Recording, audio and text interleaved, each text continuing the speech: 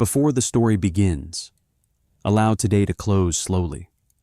If you are listening in a quiet room, as the lights soften and your breathing gradually finds its rhythm, tonight we will not speak about death in the way the modern world often does. Instead, we will listen to a civilization that devoted an entire lifetime to preparing for that moment. For the ancient Egyptians, death was not a sudden shock, nor a catastrophe.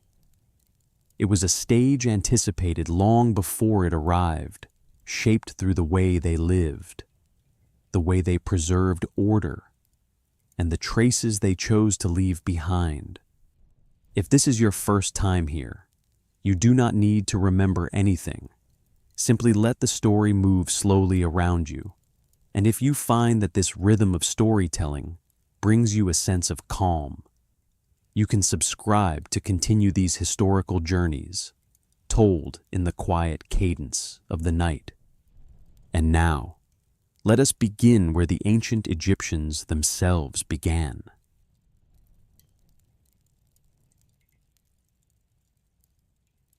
If you were to stand by the banks of the Nile at dusk, when the water no longer clearly reflects the sky, but holds only a thin veil of fading light, you would understand why the ancient Egyptians never considered this world stable. Each year, the river rises and then recedes. Land disappears and then reemerges. Houses may stand firm through many seasons, yet they can also be carried away by a single flood that arrives too late. Nothing here is permanent, and nothing guarantees that tomorrow will resemble today.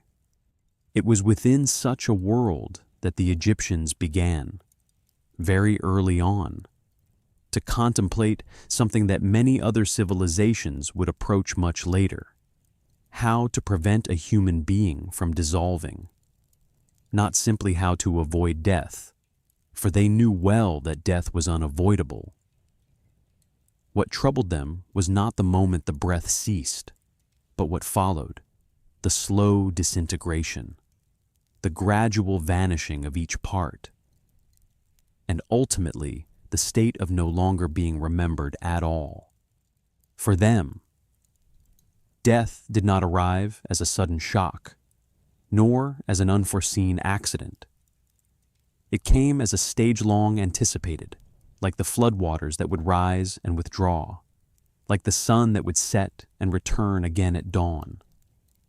And if something is known in advance, it does not need to be feared. It needs to be prepared for.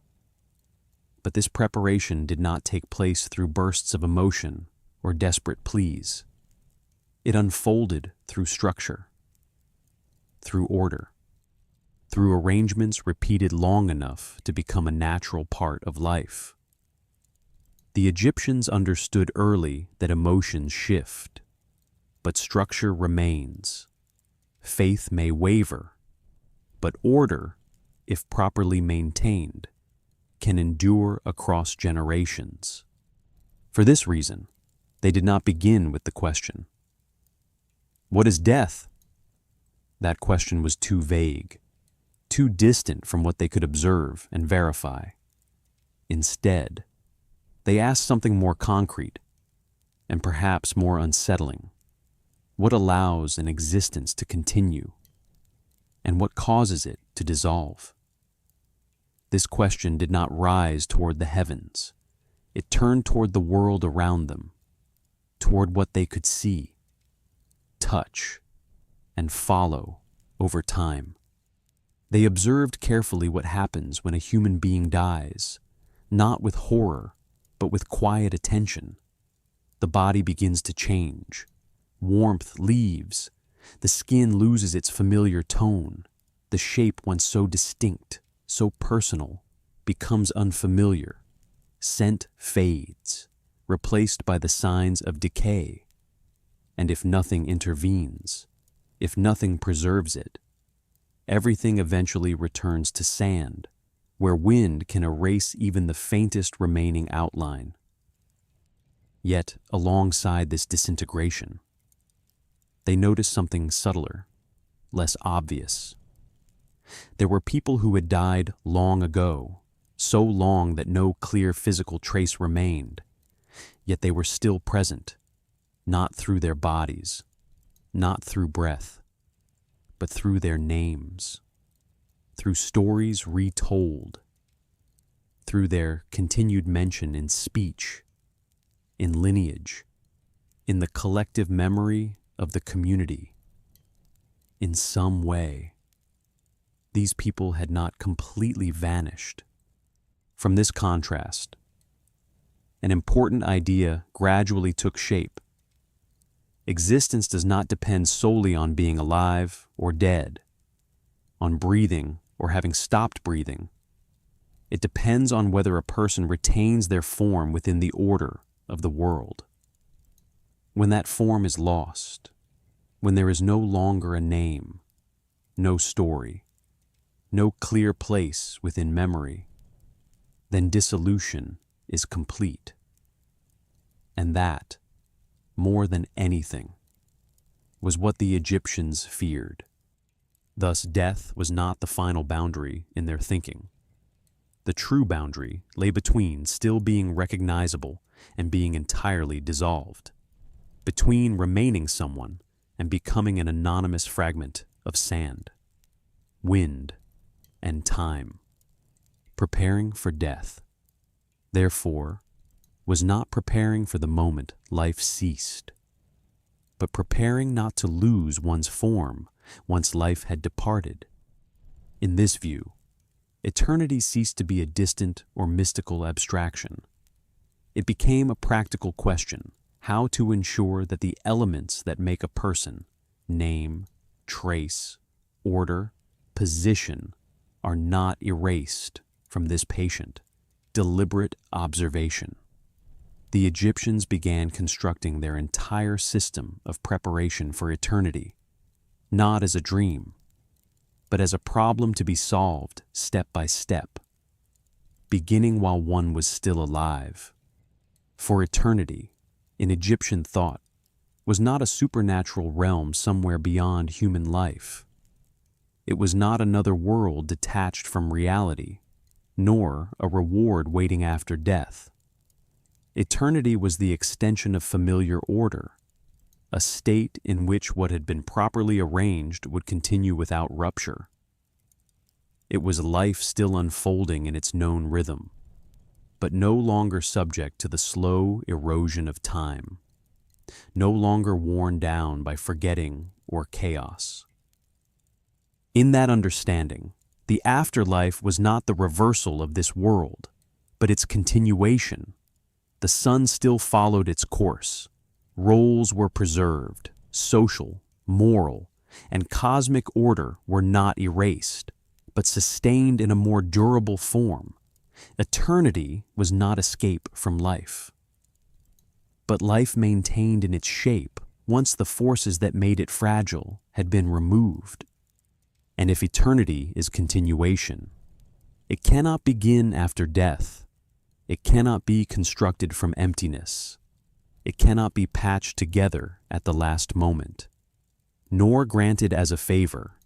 It must be built while one is still living, while actions still leave traces, while order can still be reinforced through daily choices. The Egyptians understood that death was a moment of assessment, not initiation.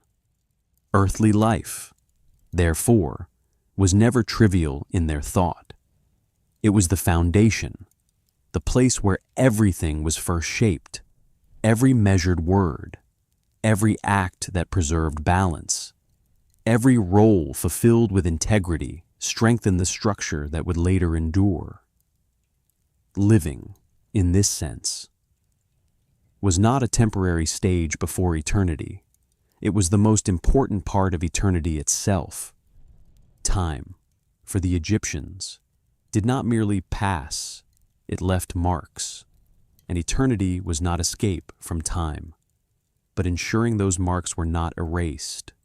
When a life was arranged correctly, stably enough, death could no longer destroy it. It merely transferred it into another state, where continuation was no longer interrupted by decay. In this light, eternity carried no mystical fantasy. It carried discipline, repetition, responsibility. It demanded that one live as though one would continue to remain, and therefore must not damage the order upon which one would later depend. From this conception, the entire system of preparation for eternity began to take shape, not as a ritual for the dead, but as a way of living for those still here. The Egyptians did not believe that performing the correct ritual at the final moment was sufficient, nor did they believe the gods would grant eternity arbitrarily. Their world did not operate through mercy, but through balance. Everything that endures does so because it maintains its place within the greater order. Humans were no exception.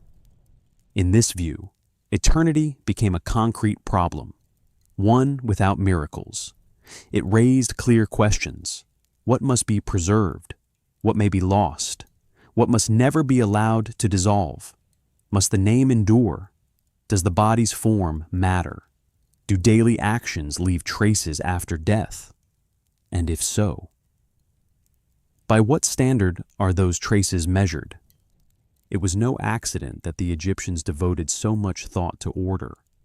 They lived in a society where order was not merely political, it was existential. Agriculture depended on the precise cycle of the Nile. Construction depended on exact measurement. Ritual depended on precise timing. A small miscalculation could mean famine, collapse, or chaos. Thus they saw the world as a fragile system, stable only when every part stood in its proper place.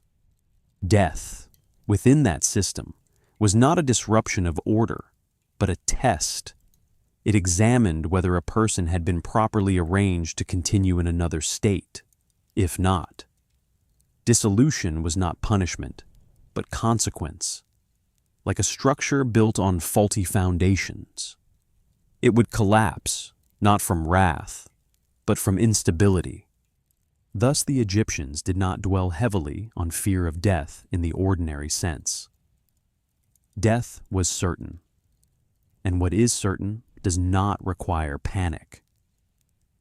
What troubled them more deeply was the possibility of vanishing from memory, from order, from any trace that might allow return or recognition.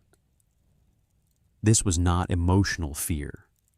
It was structural fear, that a person might be dismantled piece by piece until no recognizable form remained within any system.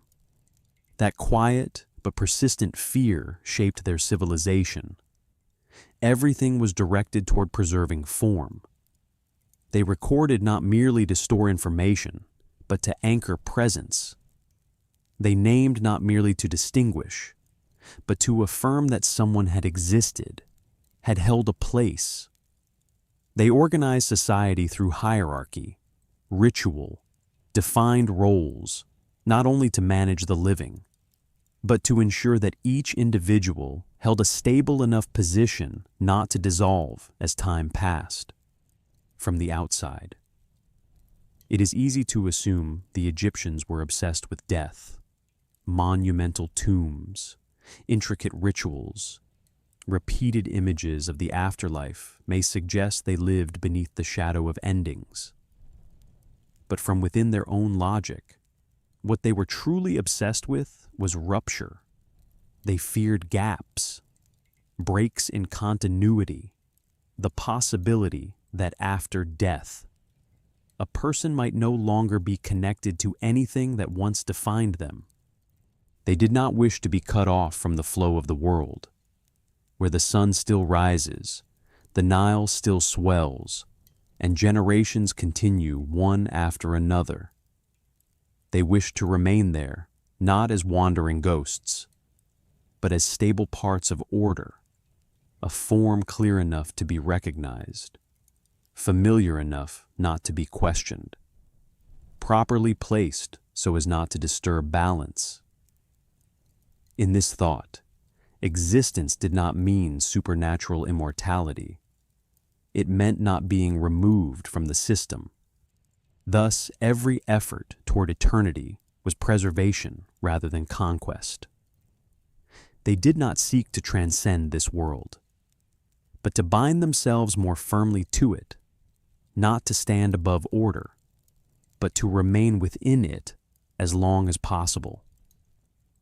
That is why their civilization was not built around dramatic moments, but around steady rhythms, recording, naming, assigning roles, maintaining ritual, reaffirming each person's place within a greater whole. In that perspective, death was merely a point of transition. The real concern was whether, after crossing that point, any thread would still connect the person to the world, and it was this quiet yet enduring concern that led the Egyptians to build a civilization where continuity mattered above all. Because only through continuity could an existence avoid being swept away entirely by sand and time. That is why, from the very first chapter of this story, we must understand that the Egyptians did not prepare for death in the modern sense. They prepared not to dissolve, and to do that, they had to define clearly what constituted a complete human being, what constituted a valid existence, and what conditions allowed a person to continue within the order of the cosmos. As night deepens and this story moves slowly forward, hold on to one simple thought for the ancient Egyptians. Eternity was not a reward for the chosen. It was the result of living rightly within one's place in the world. And if one day life came to an end, what remained was not hope, but the structure built across a lifetime. In the next chapter, that structure will begin to appear more clearly, not as an abstract idea, but as their understanding of what a human being is made of. But here, at this opening moment, remember one thing before speaking of the soul, ritual, or the afterlife. The Egyptians asked a lucid, profoundly human, and difficult question: how does one not disappear?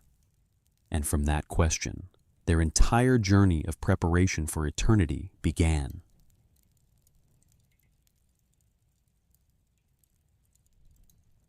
If eternity is not a reward that arrives after death, but the continuation of an order built while one is still alive, then the next question the Egyptians were forced to answer was a very concrete one. What, truly, is a human being made of? Not in the biological sense, but in the sense of existence. When life departs, what remains? And among what remains, what must be kept intact so that existence does not dissolve? The Egyptians did not believe that a human being was a single, unified whole, complete from beginning to end, so that in one instant they would either endure forever or vanish entirely. To them, that way of thinking was too simple, too disconnected from what they could see every day. Instead, they understood a person as a complex structure, assembled from many different parts, each with its own role, its own way of operating, and its own degree of fragility if not carefully preserved. Within that structure, no part was fully independent.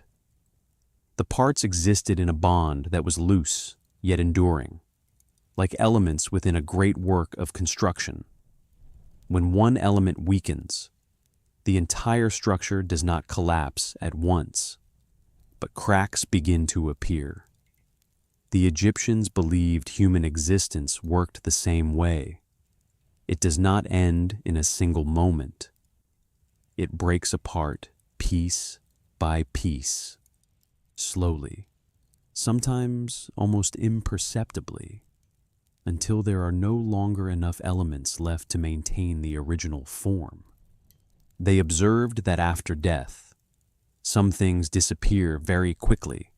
Warmth leaves, movement stops, yet other things remain longer. The body shape lingers for a time. The memory of that person still lives within those around them. The name is still spoken, and for a brief interval. Presence does not seem to have ended completely.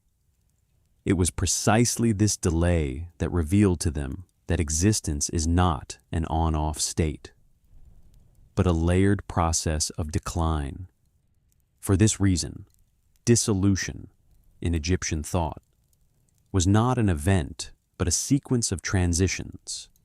Each part of a person vanished at a different pace. Some parts needed continual nourishment in order to endure.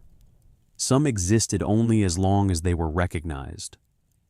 Some formed only when the other parts had been arranged in the proper order.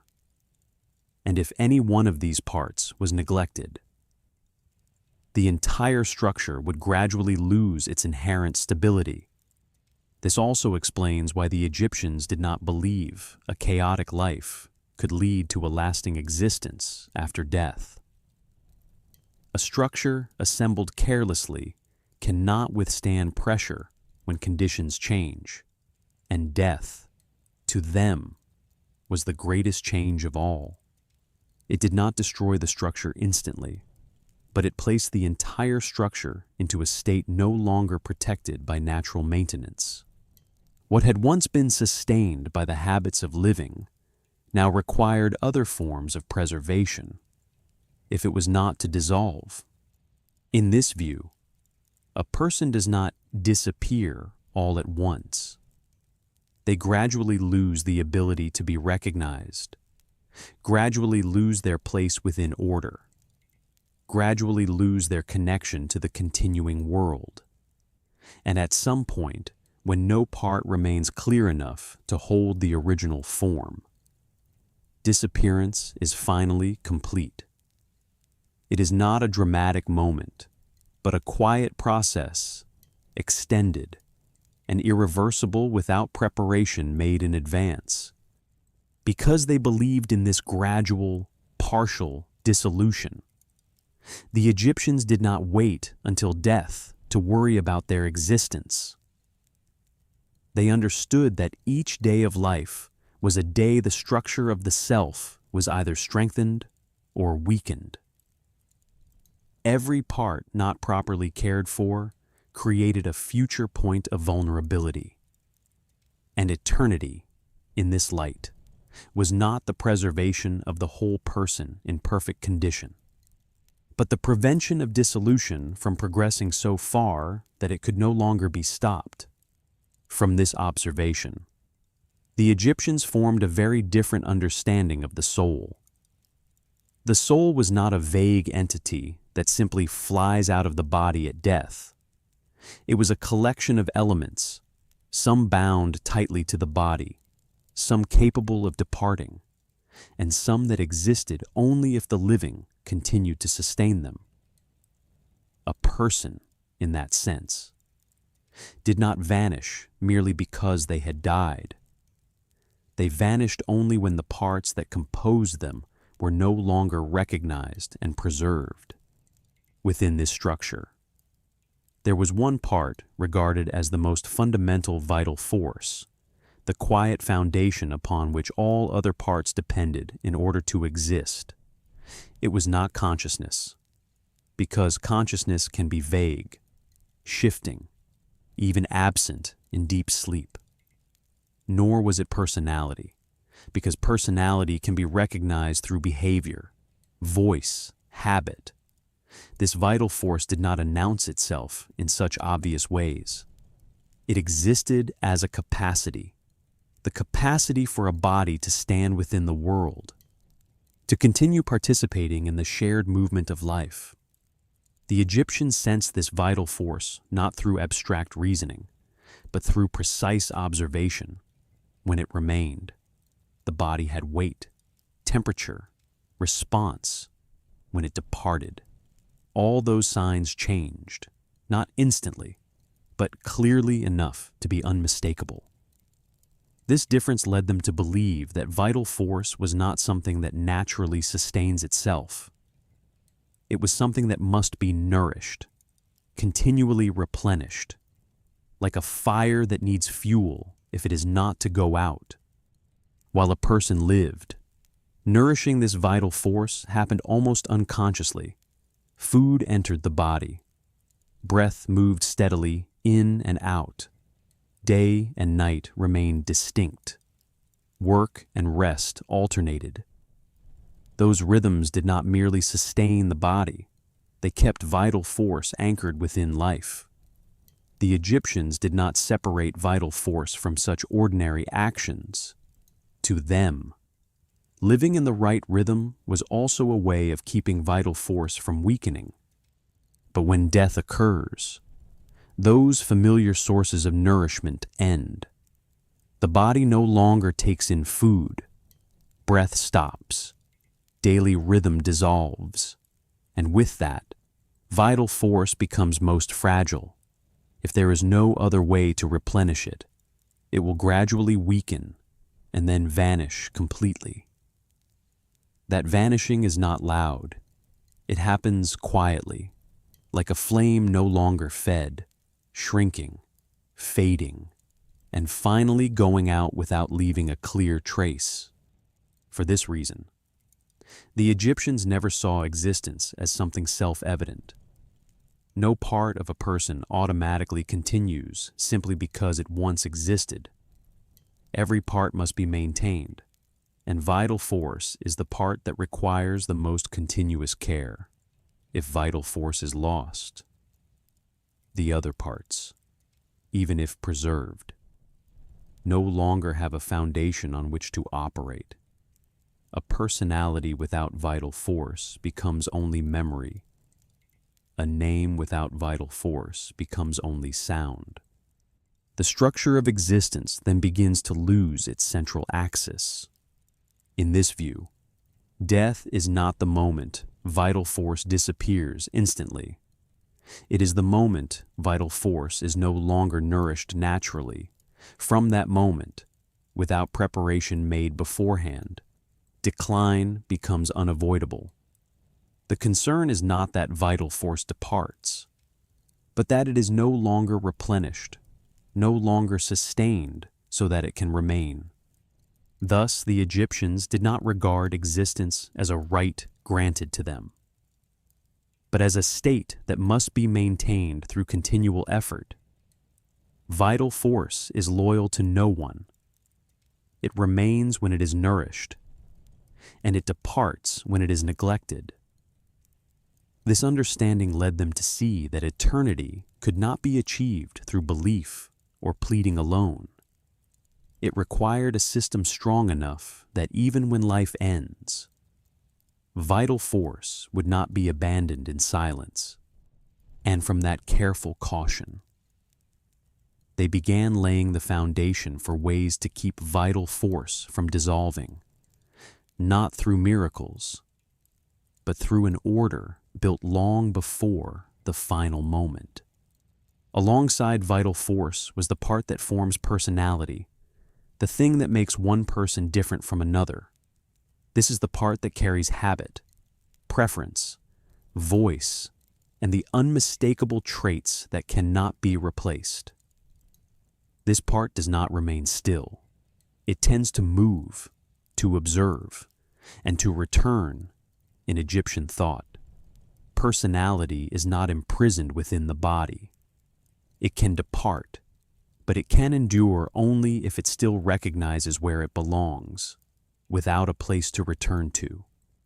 That personality gradually loses direction, and then dissolves.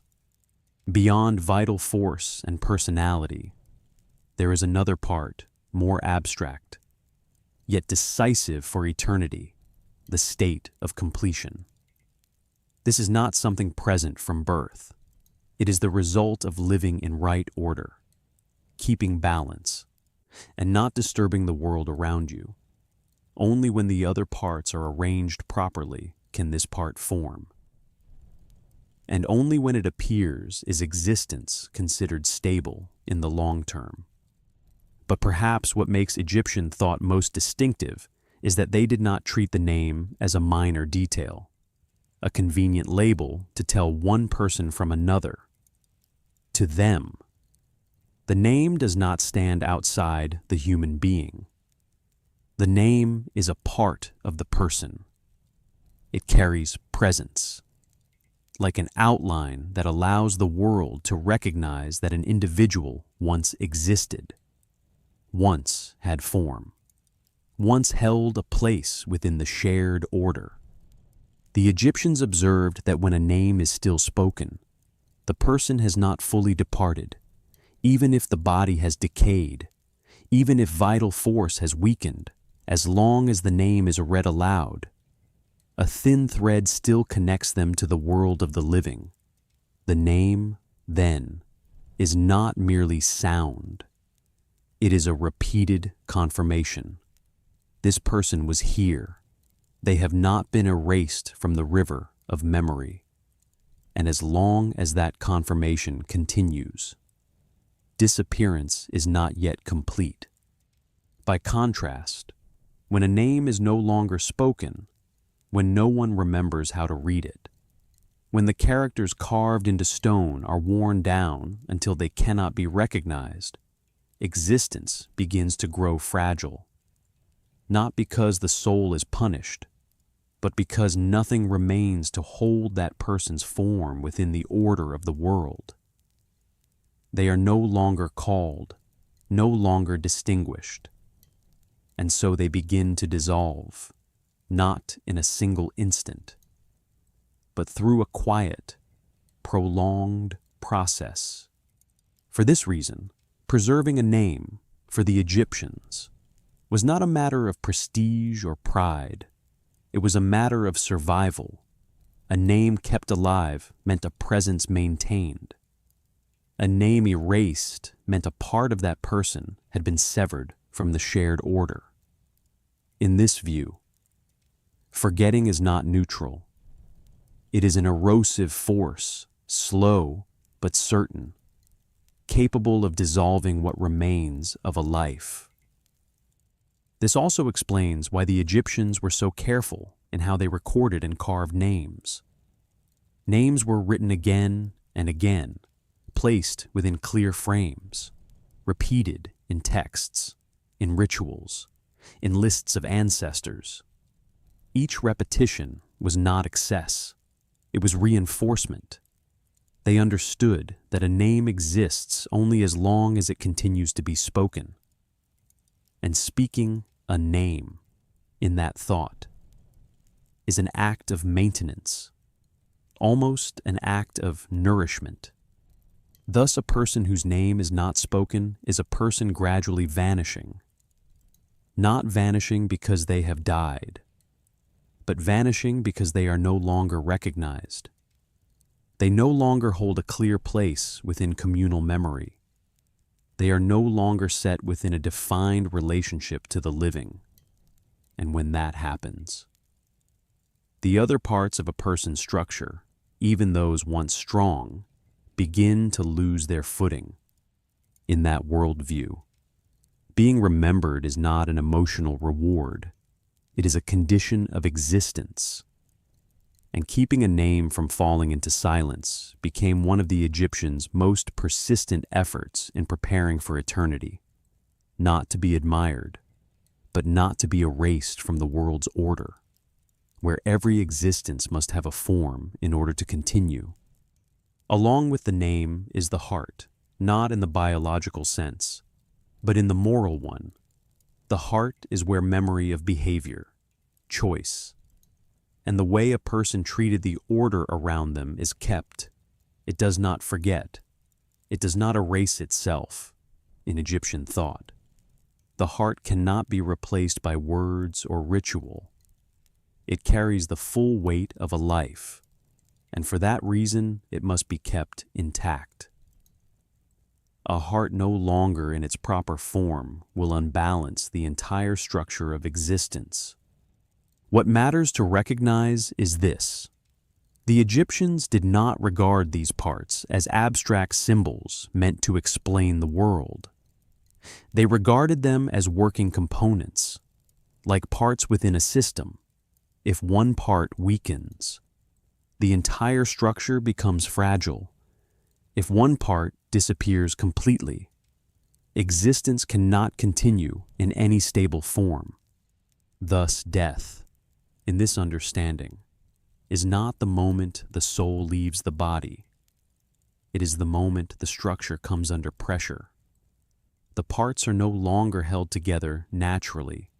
They must be recognized, distinguished, protected, and without preparation made in advance. Dissolution will proceed quickly, quietly, and irreversibly. Living, therefore, is not only the experience of the world, it is the process of assembling and reinforcing a structure of existence strong enough not to collapse when life ends. Every habit, every social role, every repeated word contributes to clarifying the shape of the parts that compose a person.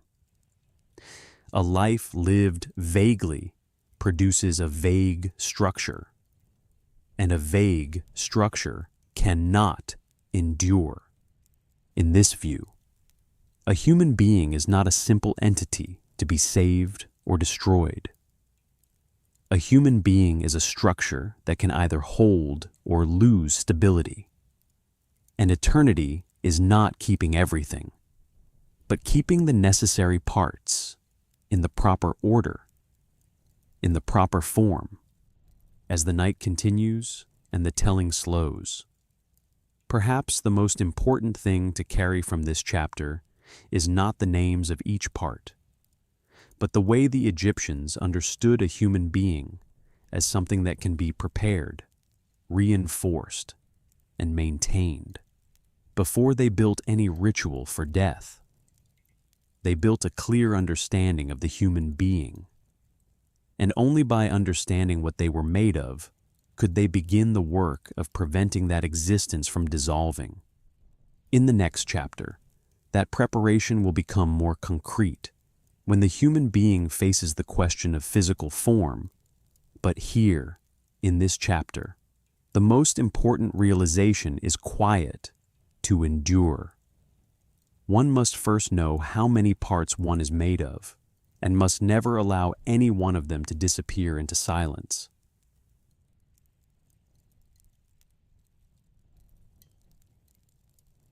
When the Egyptians had understood that a human being was not a single unified whole, and that existence could unravel piece by piece if it was not preserved, another question, heavy and intensely practical, began to emerge. What would happen to the body, not as an empty shell, but as a part that participates directly in the structure of a person's existence? If vital force must be nourished, if personality must have a place to return to, if a name must be anchored to a specific form, then the body could not be treated as something that could be left behind without consequence. The Egyptians regarded the body with a cold lucidity. They saw that when life departs, the body does not vanish at once. It remains there, with its familiar shape, with features that were once profoundly personal. But with time, if nothing intervenes, that shape begins to change. Skin tightens, details blur, and then, very slowly, the body becomes something no longer recognizable, no longer someone, but anonymous matter. It was that moment, the loss of recognizability, that led them to understand that the body was not merely a container, but an anchor a place to which the invisible parts of a person could return and hold fast. In Egyptian thought, the body was not set against the soul, nor was it seen as a burden that must be cast off so existence could become lighter. They did not imagine a soul ascending by severing itself from its material form. On the contrary, they understood that it was precisely that form which allowed the soul to be recognized, located, and kept within the order of the world. The body was not the soul's prison, but the space in which existence could reside without dissolving. Because of the body, vital force does not scatter. It has a place to gather, not as a passive vessel, not as a sealed jar, but as a point of convergence, the place where life's rhythm was sustained throughout a lifetime, and where traces of that rhythm still remain. The Egyptians believed vital force does not exist in emptiness. It needs a form to cling to, a center around which it can collect. When the body still holds its shape, vital force still has a direction to return to. Even when biological rhythms have ceased, without such a point of convergence, vital force may not disappear at once, but it will disperse, weaken, until it is no longer distinct enough to remain present. The body also allows personality to recognize itself. Personality, in Egyptian thought, is not a drifting notion or a purely spiritual essence. It is bound to repeated habits, to familiar gestures, to the way a person occupies space. When those contours remain, personality still has a foothold by which it can take form, but personality cannot exist in emptiness. It needs concrete boundaries, clear limits, to know what is within and what is without. The body, therefore, does not imprison personality. It enables personality to recognize itself. If those boundaries vanish too quickly, personality begins to lose its bearings, not because it is destroyed, but because it no longer has a frame of reference to hold to in that state. Personality gradually becomes faint, difficult to distinguish, and finally dissolves into the common background of what can no longer be recognized. It is this fading, rather than death itself, that the Egyptians wished to delay for as long as possible.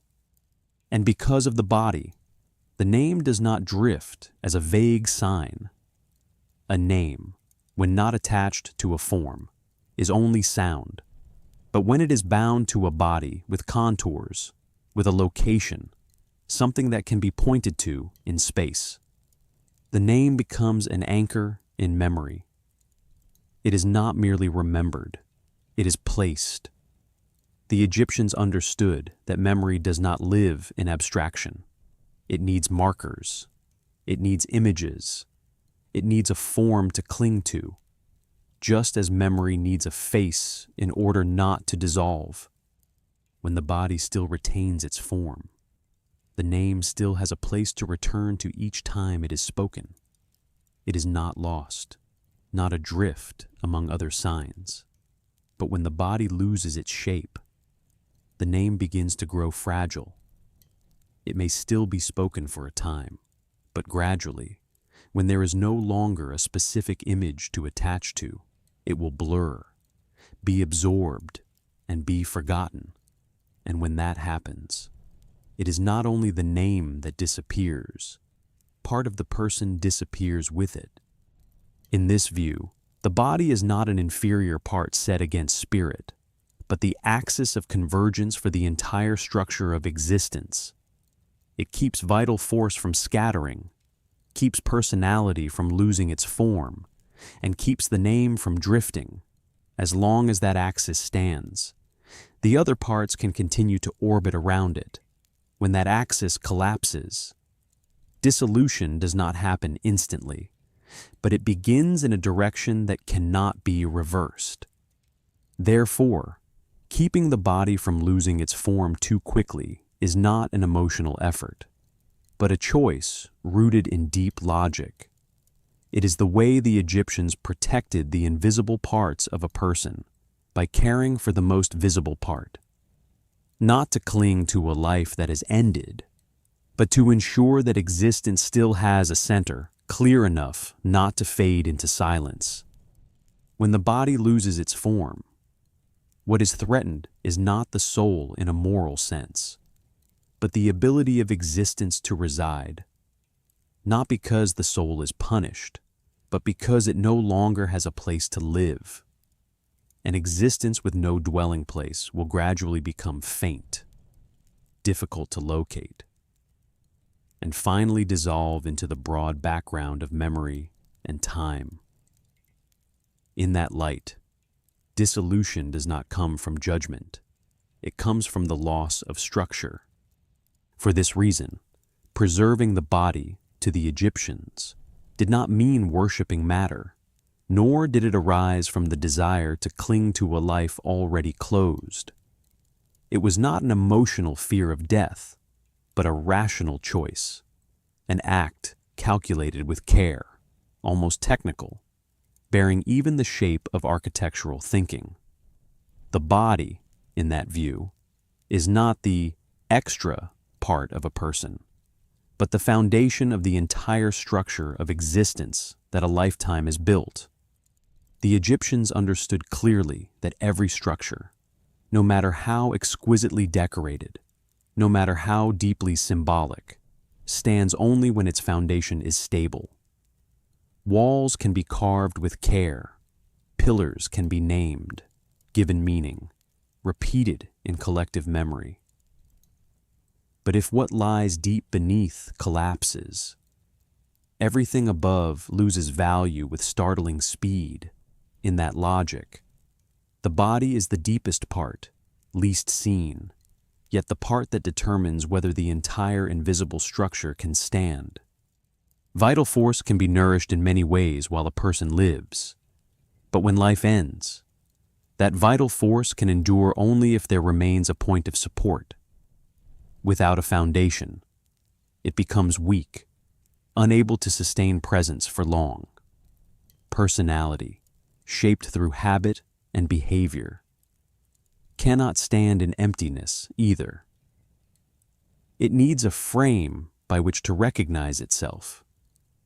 And when that frame collapses, personality gradually loses its bearings, not because it is erased, but because it no longer has anything to cling to, even the name, which seems able to live independently in memory, becomes fragile when there is no longer a material foundation to attach to.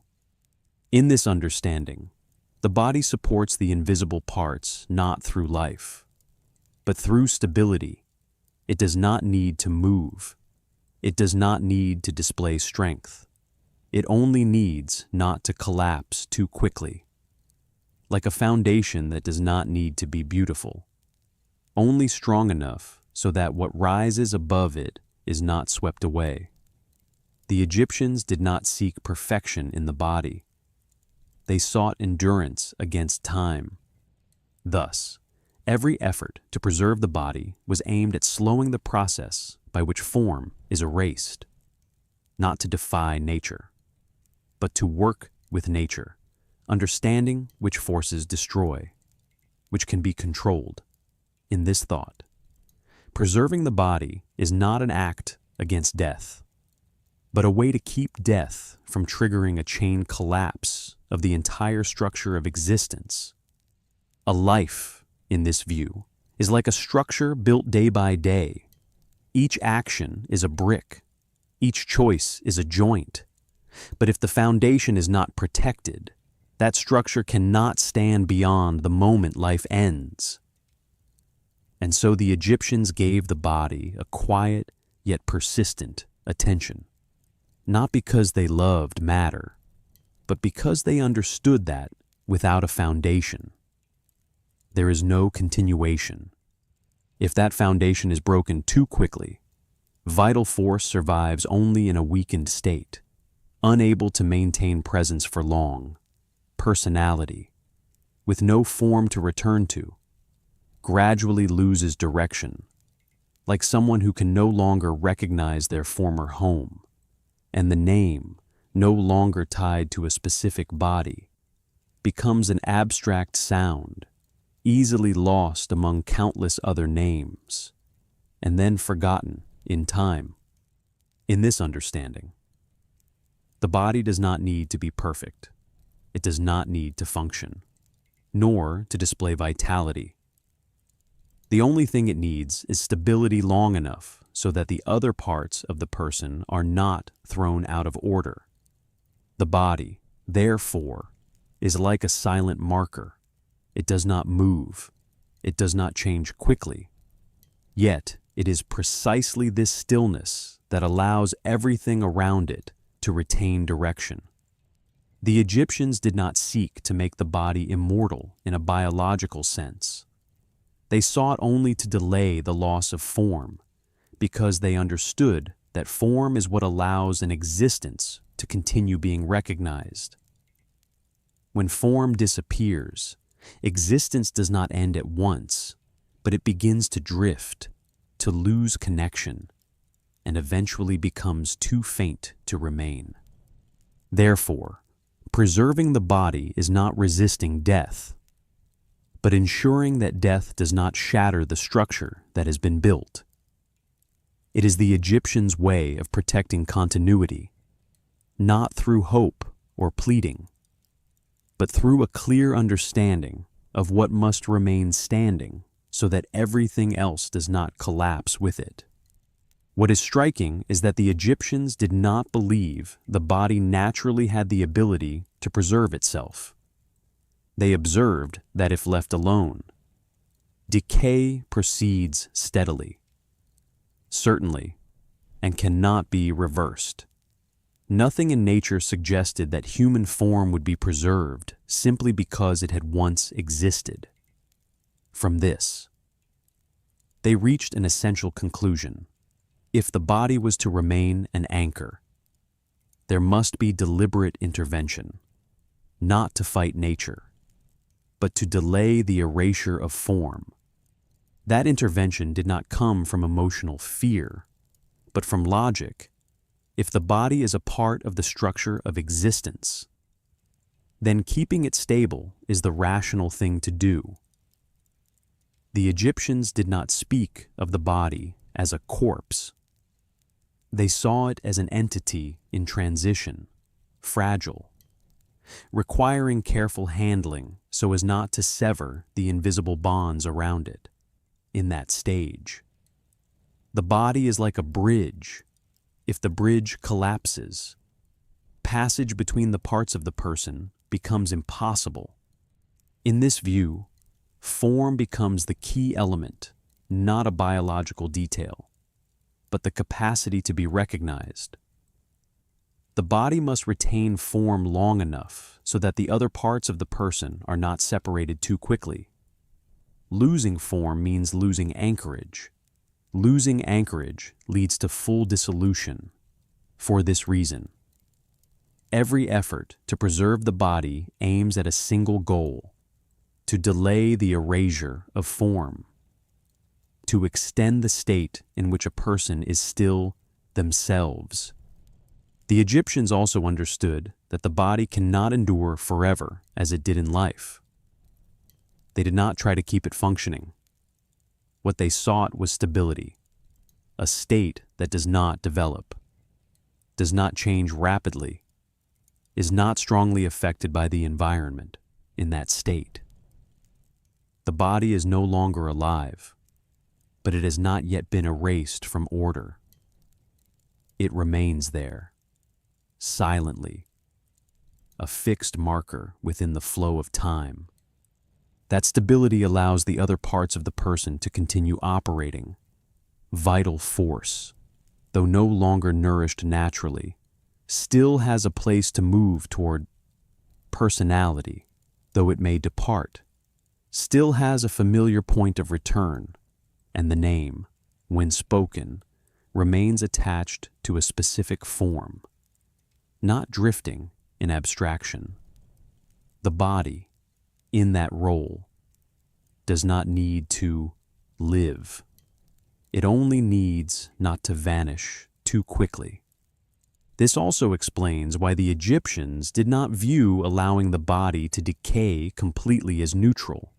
To them, it was a serious risk, not because it insulted the dead, but because it shattered the structure of existence built across an entire lifetime.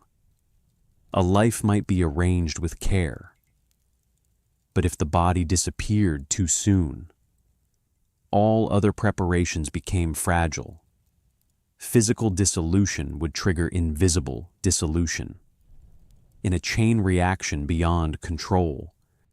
In that light, the body is not the enemy of the soul, but its quiet ally. It does not decide morality. It does not hold memory. It does not contain personality, but it holds position, and in a world that treasures order, position is indispensable. An existence with no position drifts, and sooner or later will be swept out of the system. As the night continues and the narration slows, perhaps what matters most in this chapter is not the specific techniques or rituals, but the way the Egyptians understood the body as part of the equation of eternity. They did not attempt to defeat death. They attempted only to prevent existence from being thrown out of order too quickly. And to do that, they began with what was most concrete, most weighty, and most easily erased: the physical form of the human being. In the next chapter, what happens when that structure is put to the test will begin to reveal itself. But here, in this chapter, hold on to one quiet thought. For the ancient Egyptians, preserving the body was not clinging to life. It was ensuring that existence still had a place to stand once life had gone.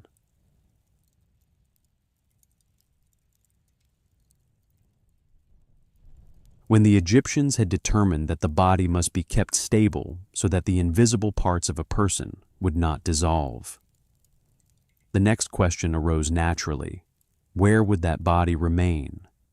Not in just any space, and certainly not in something temporary.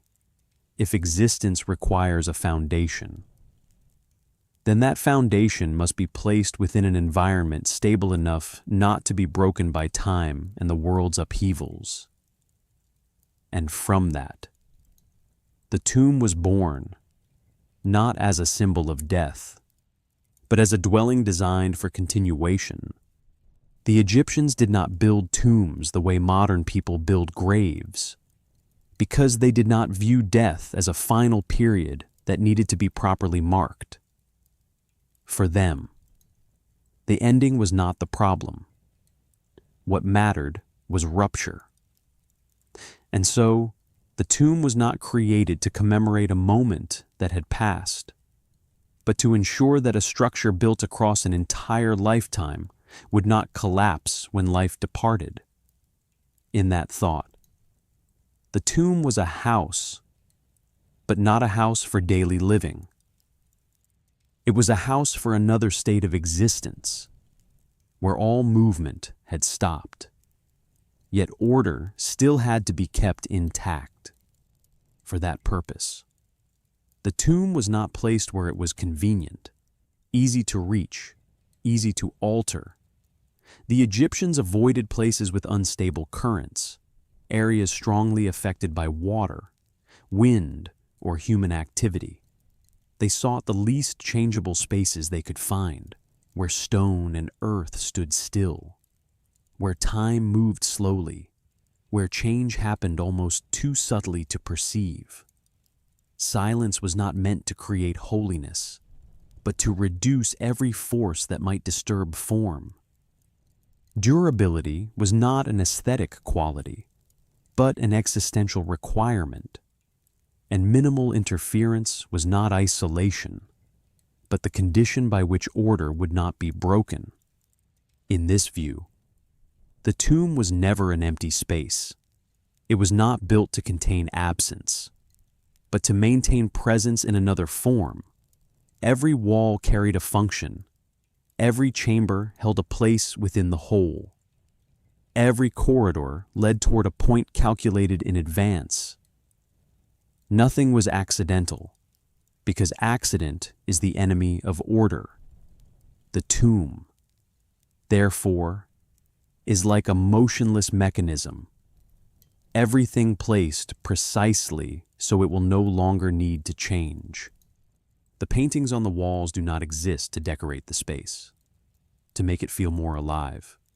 They exist to restore life, not as a vague memory, but as a model capable of continuing to operate in an unchanging state. Scenes of cultivation, hunting, eating, labor appear again and again, not to evoke the past, but to fix in place the activities that once shaped that person. In Egyptian thought, what is depicted clearly, repeated precisely, and placed in the proper order will not be erased. Life, when recreated within the tomb, is not nostalgic. It does not say, "This once happened," it says, "This is still happening," but in a form no longer subject to the erosion of time. The gestures depicted do not lead toward new outcomes. They repeat themselves, and it is precisely that repetition that creates the stability the Egyptians sought. A life that does not need to develop further, only not to dissolve. Within that structure, the tomb becomes a place where life is frozen in form, yet not erased in meaning. The invisible parts of the person, vital force, personality, name, do not wander in emptiness. They are surrounded by familiar signs, by activities that once took place, by relationships that once existed. That context helps them keep direction, preventing them from dissolving into vagueness. Thus, the tomb is not a place a person enters. It is a place a person is kept, not kept alive, but kept in the form of existence. It is like a record written in space, where life is rewritten in stone, in color, in the careful arrangement of every element. Once everything has been set in its proper place, the tomb no longer needs to change, and it is this immobility that allows continuation to occur without movement. Seen this way, the tomb is not a symbol of death, but a symbol of refusing to dissolve. It is a silent assertion that a human being should not vanish simply because life has ended. And to prevent that from happening, there must be a space stable enough, clear enough, structured enough to keep every part of existence from slipping out of the shared order. A tomb, therefore, is like a space designed in advance to maintain familiar order. The body is placed there not to be isolated, but to be surrounded by the signs of a life once lived. Those signs keep the invisible parts of the person from becoming lost. Vital force has somewhere to turn toward. Personality has a context by which to recognize itself. And the name, when spoken, has a specific space to return to. What is notable is that the Egyptians did not attempt to create an entirely different world inside the tomb. As if death were a doorway into a strange, radiant reality beyond recognition. They did not fill it with supernatural spectacle, nor paint images completely severed from earthly life. Instead, they returned to what was most familiar: fields, boats, livestock, dining tables, granaries, the repeated gestures of labor. These images were not meant to beautify the space, but to preserve the rhythm of life, That choice reflects a clear, consistent belief. Continuation does not come from sudden change, but from preserving the form of an order already built, a life, if stable enough while lived, shaped by clear roles. Enduring relationships, repeated habits, can, when placed in the right space, continue without rupture. The Egyptians did not seek a new beginning after death. They sought an uninterrupted continuation. In that light, death is not a leap into the unknown. It is a shift in the state of what is already familiar. And so what is placed in the tomb is not a dream of another world, but a model of the world that already existed, held now in a stable condition, no longer eroded by time. The activities depicted are not meant to suggest forward movement, but to prevent movement from stopping entirely. The tomb, therefore, is not only a physical space, but a selective replica of the social order in which its owner once lived. And that order never revolved around a single individual alone. The Egyptians understood that a person always exists within a network of relationships, with family, with workers, with community, with the system of roles that shaped them. No one creates themselves from emptiness. Each individual is the result of a chain of connections. For that reason, in the tomb, the owner does not exist alone. They are surrounded by images of spouse, children, kin, servants, craftsmen, and the objects tied to daily life. These images are not only to remind, but to preserve the structure of relationships that once supported their existence. The Egyptians did not fear loneliness in an emotional sense. What they feared was disconnection. When a person is completely severed from the network that shaped them, that existence becomes fragile, easily dissolved. Thus, the tomb preserves connections, not through life, but through form. Statues representing servants do not need to breathe. Family images do not need to move. What matters is that they are there, in the right place, in the right role, so that the structure of relationship does not break. In Egyptian thought, the network of relationships is part of the person themselves. To lose that network is to lose part of one's form of existence. And for that reason, the tomb reflects social structure so clearly, it nearly reconstructs the order that existed in life, not to display status, but to ensure that roles are not erased. A person who was once a master remains placed in that position. A person who was once a laborer still appears in their familiar role. There is no reversal, no rupture. Once established, order must be kept so that continuation will not break. In this view, the tomb is like a network fixed in stone. Relationships are no longer flexible, no longer changing, yet they are not lost. They are held in a motionless state, where each part still recognizes the others, and the whole structure can stand without movement.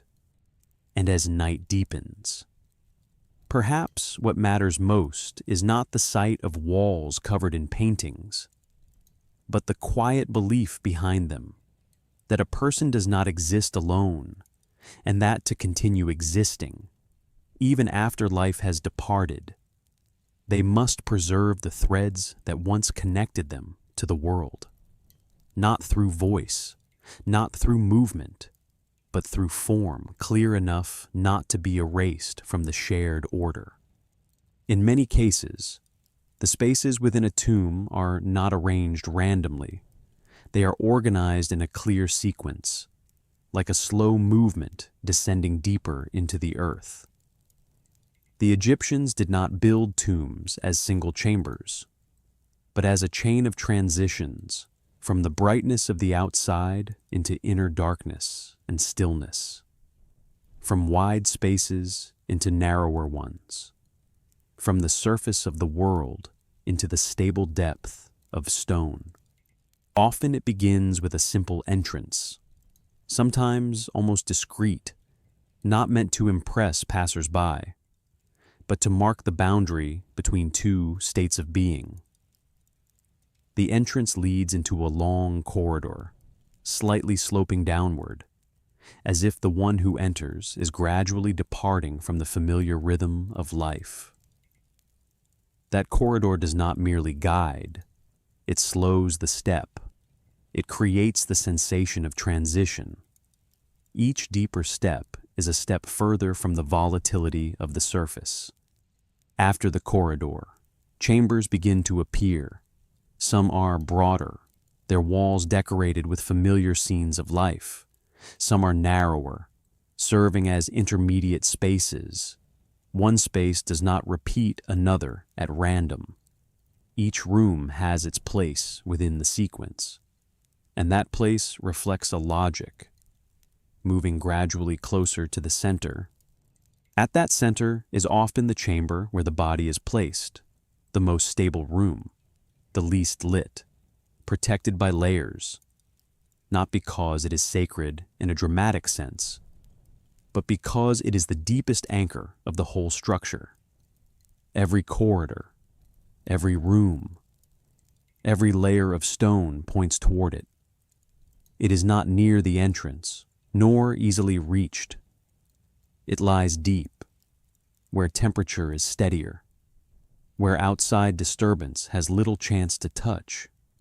Some tombs also contain side chambers, spaces for objects, statues, or additional images. These chambers are not merely storage. They help complete the whole structure. Like functional rooms within a house, each room strengthens context further, ensuring the parts of the person are not severed from a familiar environment. Space does not only shelter the body, it shelters memory and role. In many tombs, ceilings are painted or carved with patterns that evoke the sky, not to create illusion, but to restore cosmic order within the earth. Floors are often kept simple, solid, as if emphasizing that everything above requires stability beneath. Walls do not merely divide space.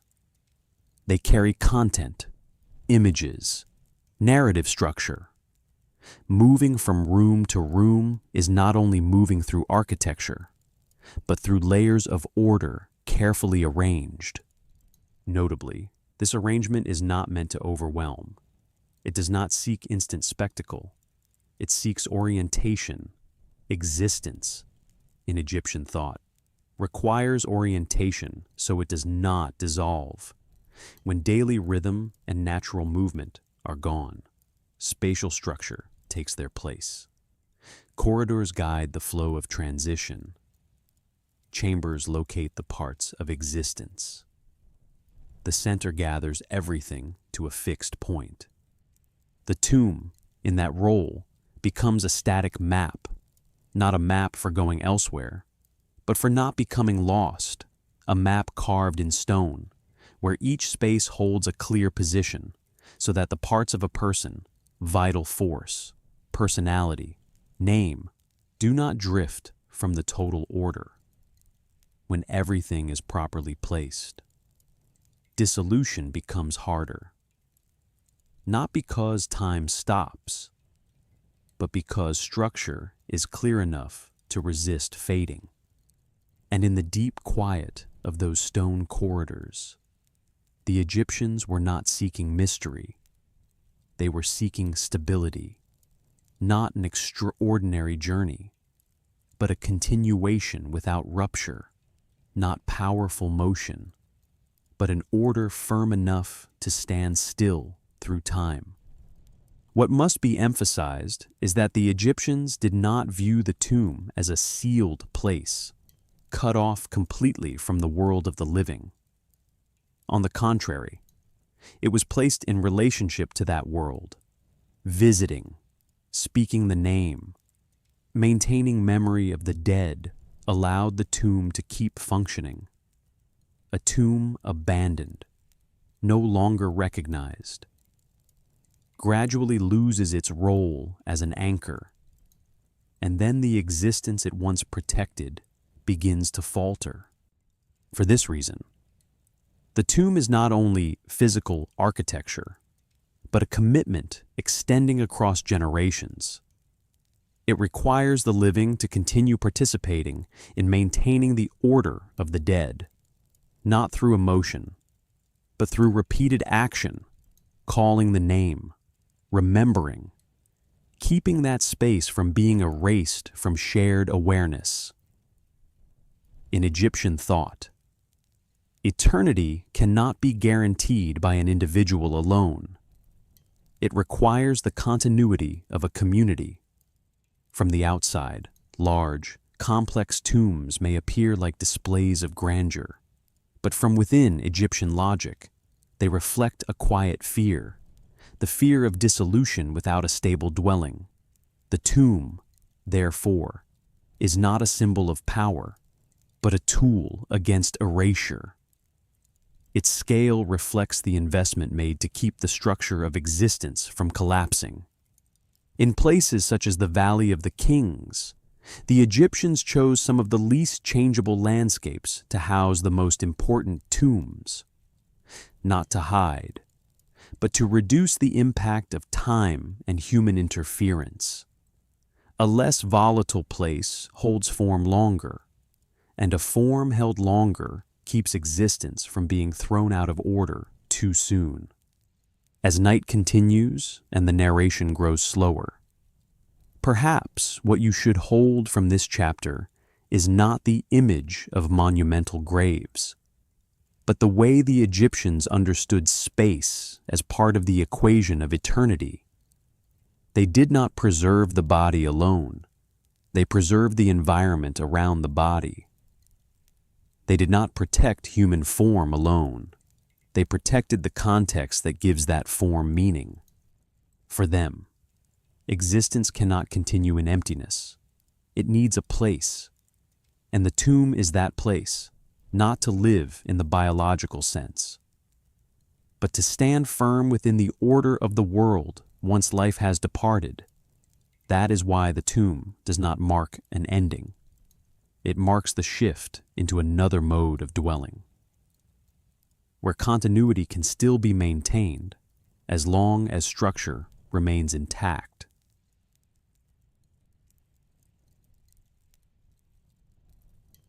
If the body must be kept in its true form, if the tomb must be arranged as a stable space so that existence does not dissolve, then one question still remains unanswered.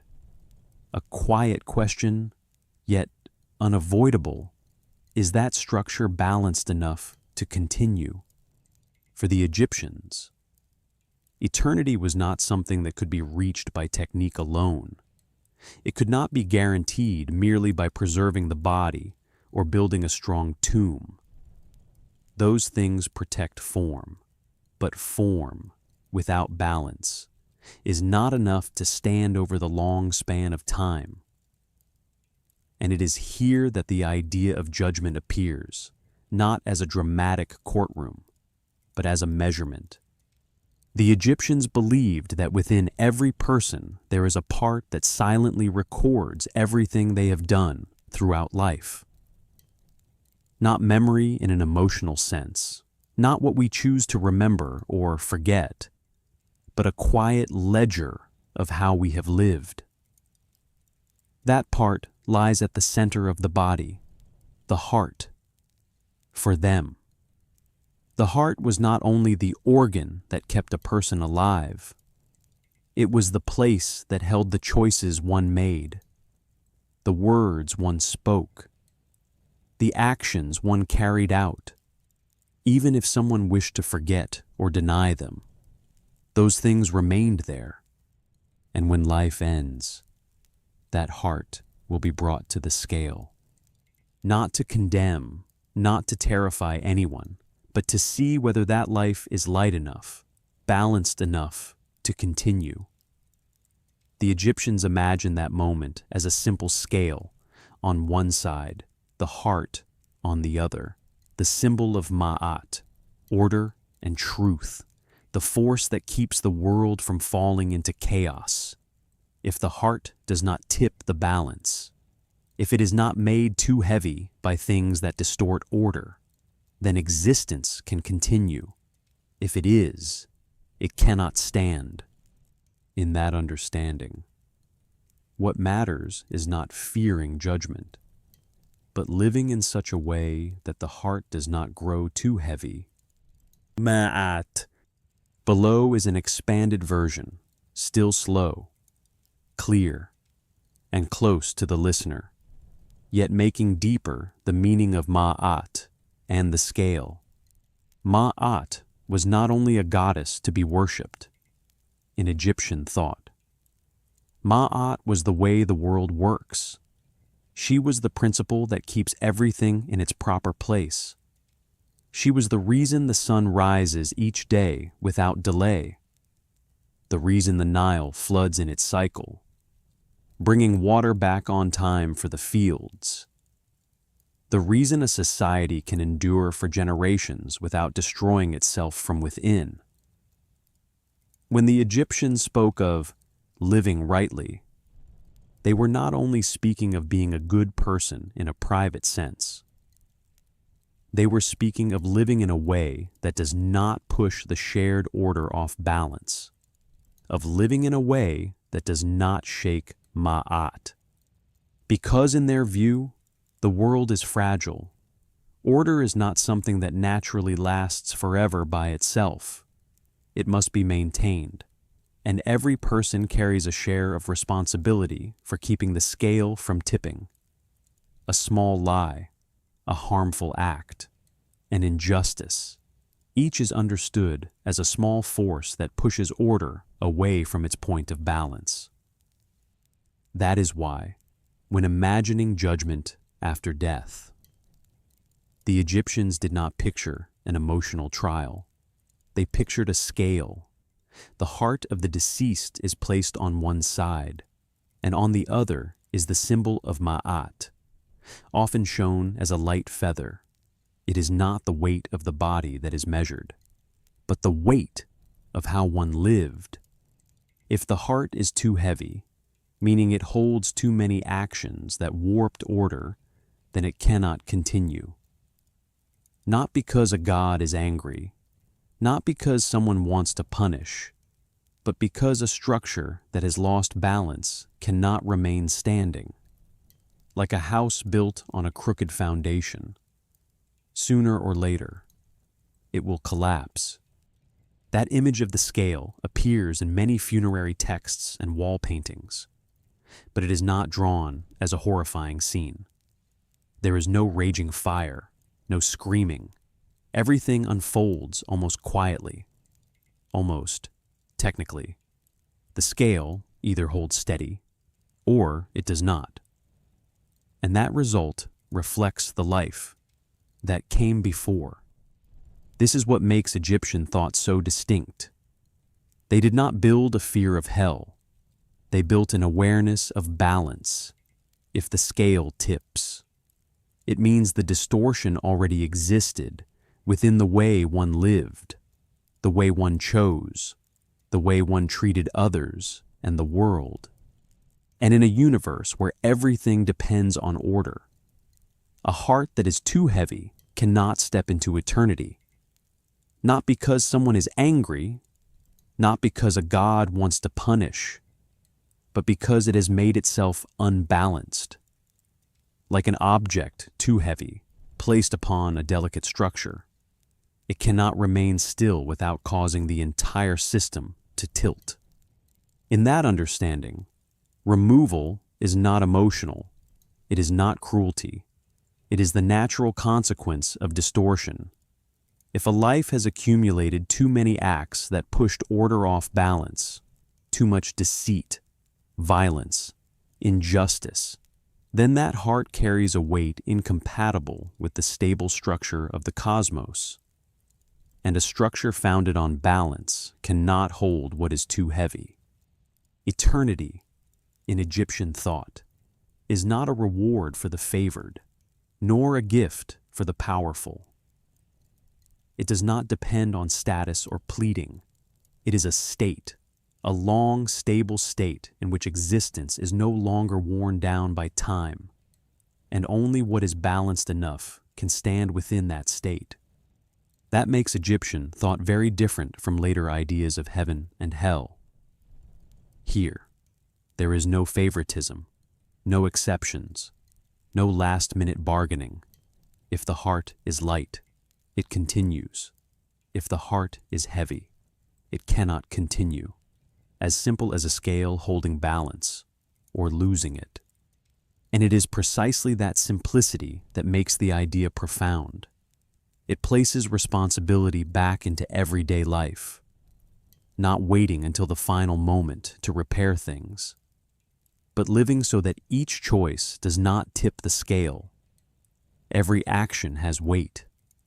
Every word leaves a trace, and all of it is kept within the heart.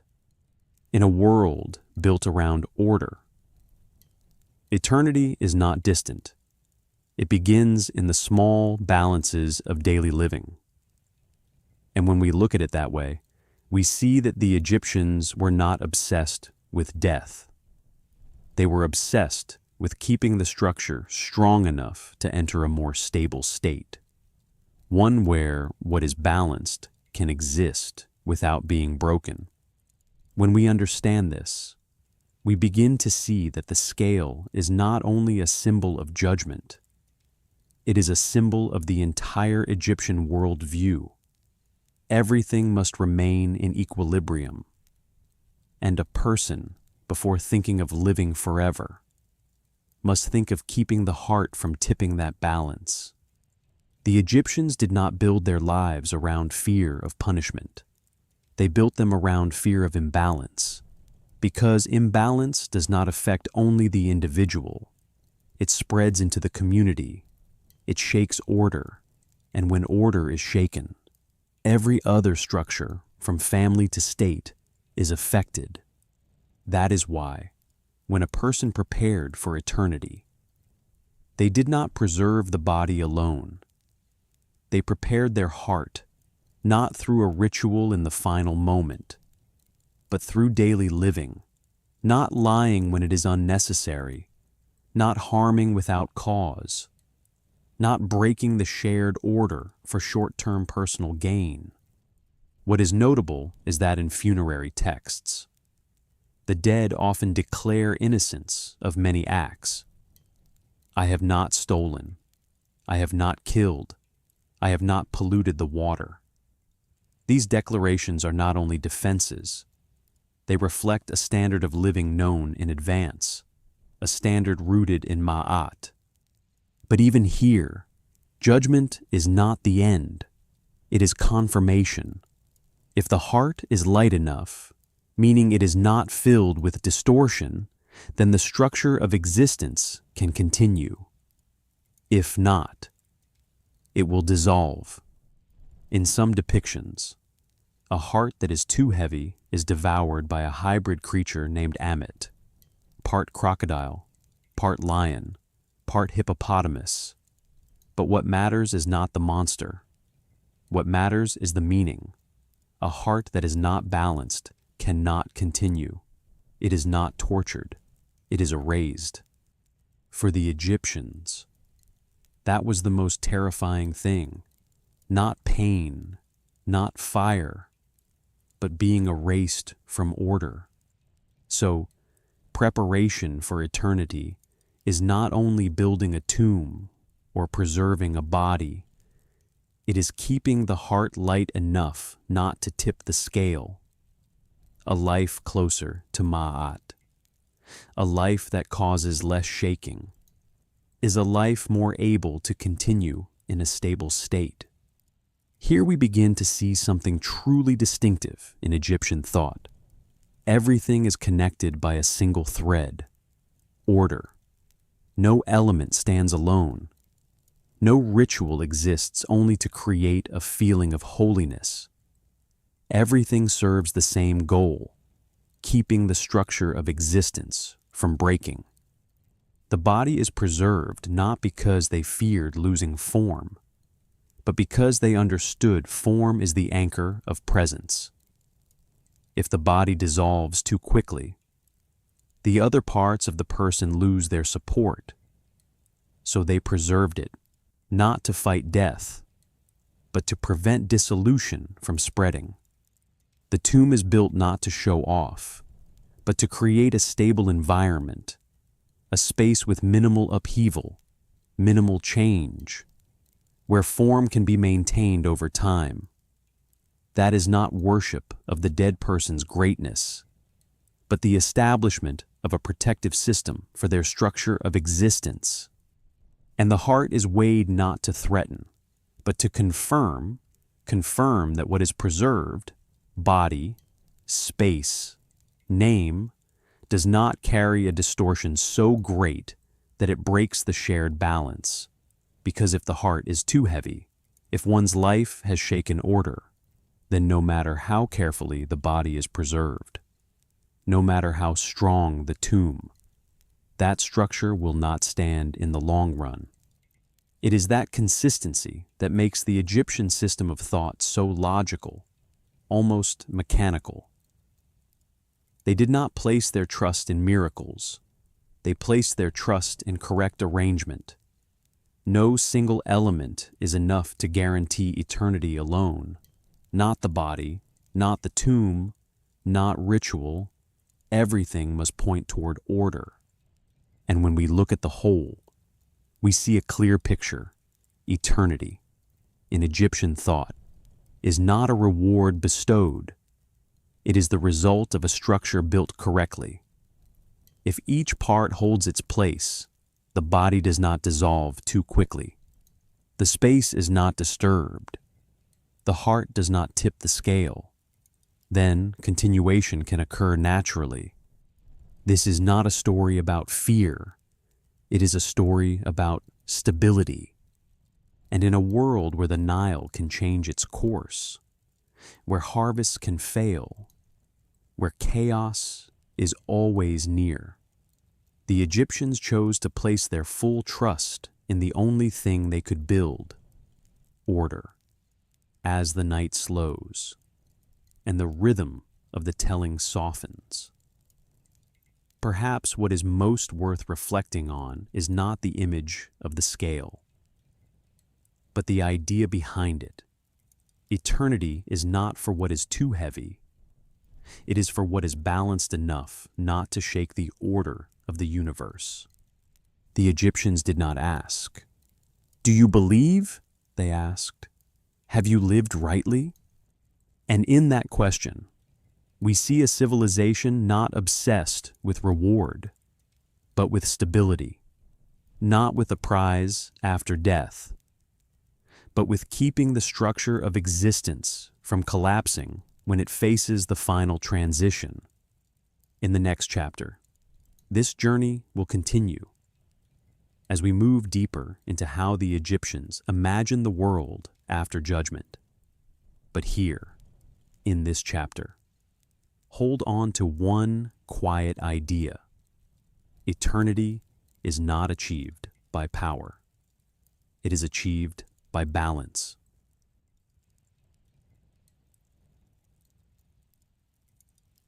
When the heart has been weighed and the balance holds, the journey does not end. In truth, it is only beginning. The Egyptians did not imagine the moment after judgment as a sudden gate flung open, where everything changes in a single second. They did not picture an abrupt transformation from fragility to eternity. For them, there is no leap, only transition. After the heart has been weighed and found in balance, existence is still not fully stable.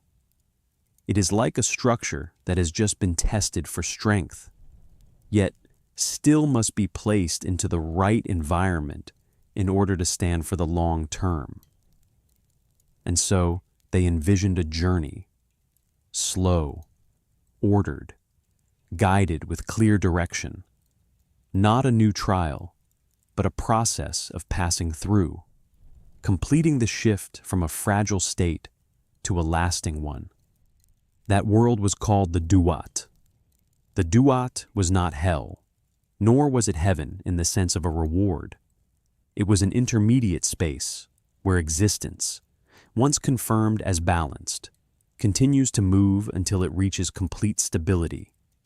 The Egyptians described the Duat as a land of rivers, gates, paths, even regions of light and darkness. But these images were not meant to create fear. They were meant to create a map. An existence leaving behind the familiar world needs a map, or it risks dissolving. The Duat is that map. This space is organized into many segments, many regions, each with its place in the whole. To pass through the Duat does not mean facing unpredictable danger. It means following a sequence already known, step by step, as though the beyond, too, obeys the same principle of order as this world.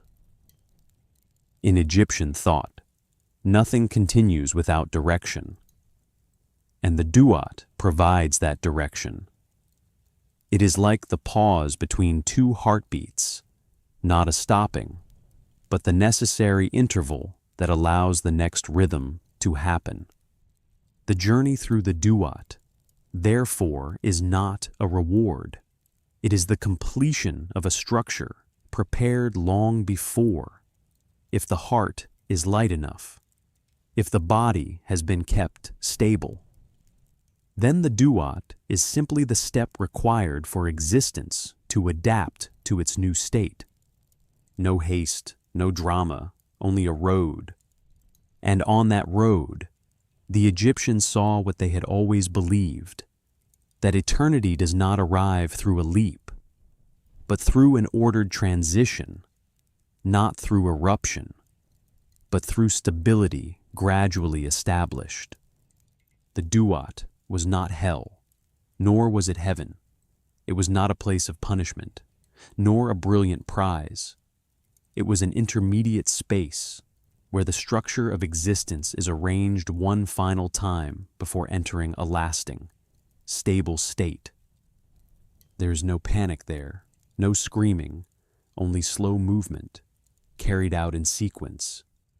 The Egyptians described the Duat as a land with rivers, with gates, with corridors, with deep darkness and gentle regions of light. But these images were not meant to frighten. They were not created to overwhelm. They were created to offer direction, like a map in the dark. The river in the Duat is not merely water. It is the current of transition. Like the Nile in the earthly world, flowing water means there is a direction, a beginning and an end, a continuation. The gates are not there to block, but to mark each stage. Passing through a gate is entering a new part of the journey, just as, in life, a person moves from youth to adulthood, from labor to rest. The dark regions do not represent evil. They represent what is unfamiliar. And the bright regions are not a reward. They are simply places where the structure has begun to settle more firmly. The entire space operates like a mechanism of passage, guiding existence step by step so it does not dissolve into emptiness. In Egyptian thought, the most dangerous thing is not darkness. The most dangerous thing is losing direction.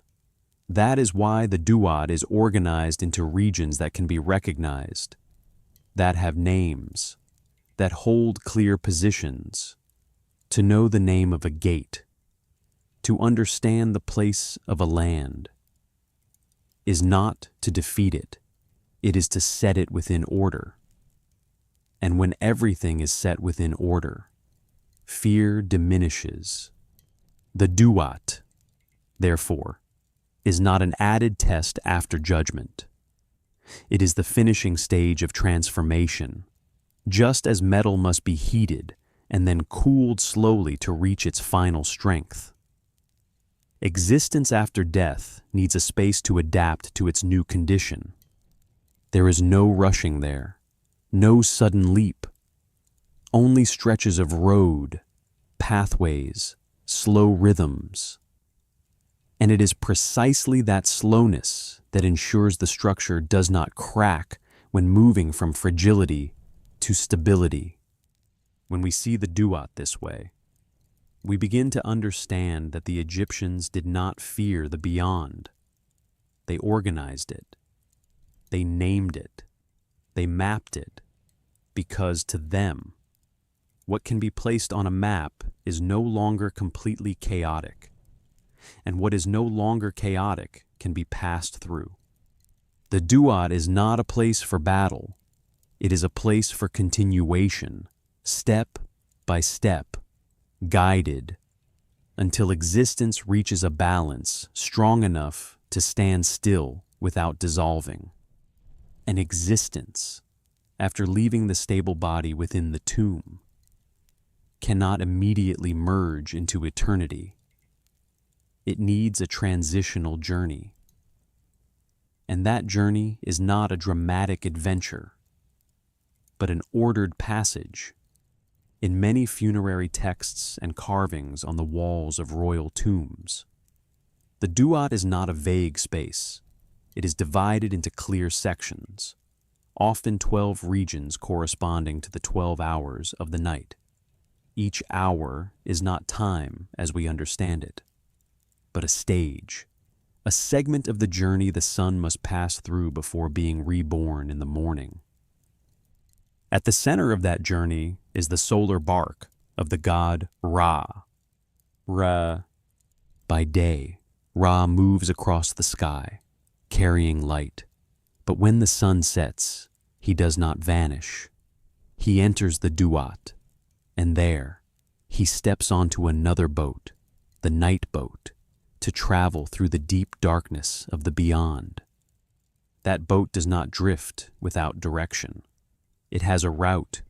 It passes through guarded gates, quiet waters, dense stretches of darkness where the light nearly dies away. Each gate has a name.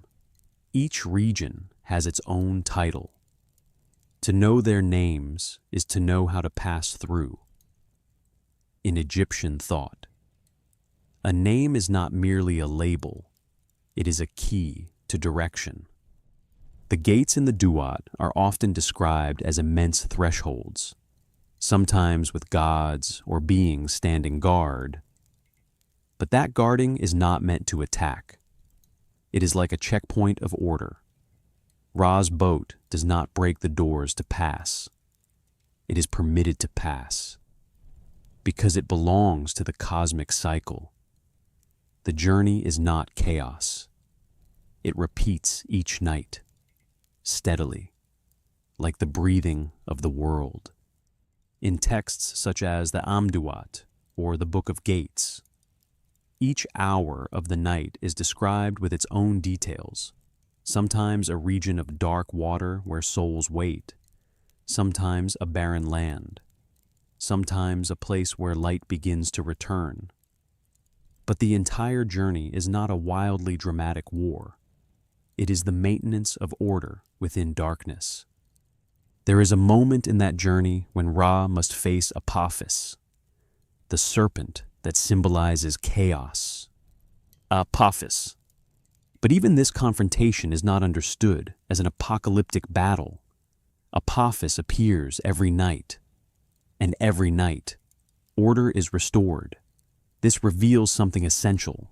Chaos is never erased completely. It remains as a possibility. But order, if maintained correctly, will always be strong enough to pass through it. As Ra travels through each hour of the Duat, his light changes, At times it is weak, at times it nearly fades, but it never disappears entirely. And when he enters the final hour, that light begins to grow again. By dawn, he is reborn, not as a different god, but as himself, renewed. That journey becomes a model for the journey of a human being. The Egyptians looked at Ra and saw a principle. Death is not an ending, but an entry into the Duat. And the Duat is not destruction, but transition. The gates in the Duat, therefore, are not terrifying barriers. They are markers. Each gate marks a stage past.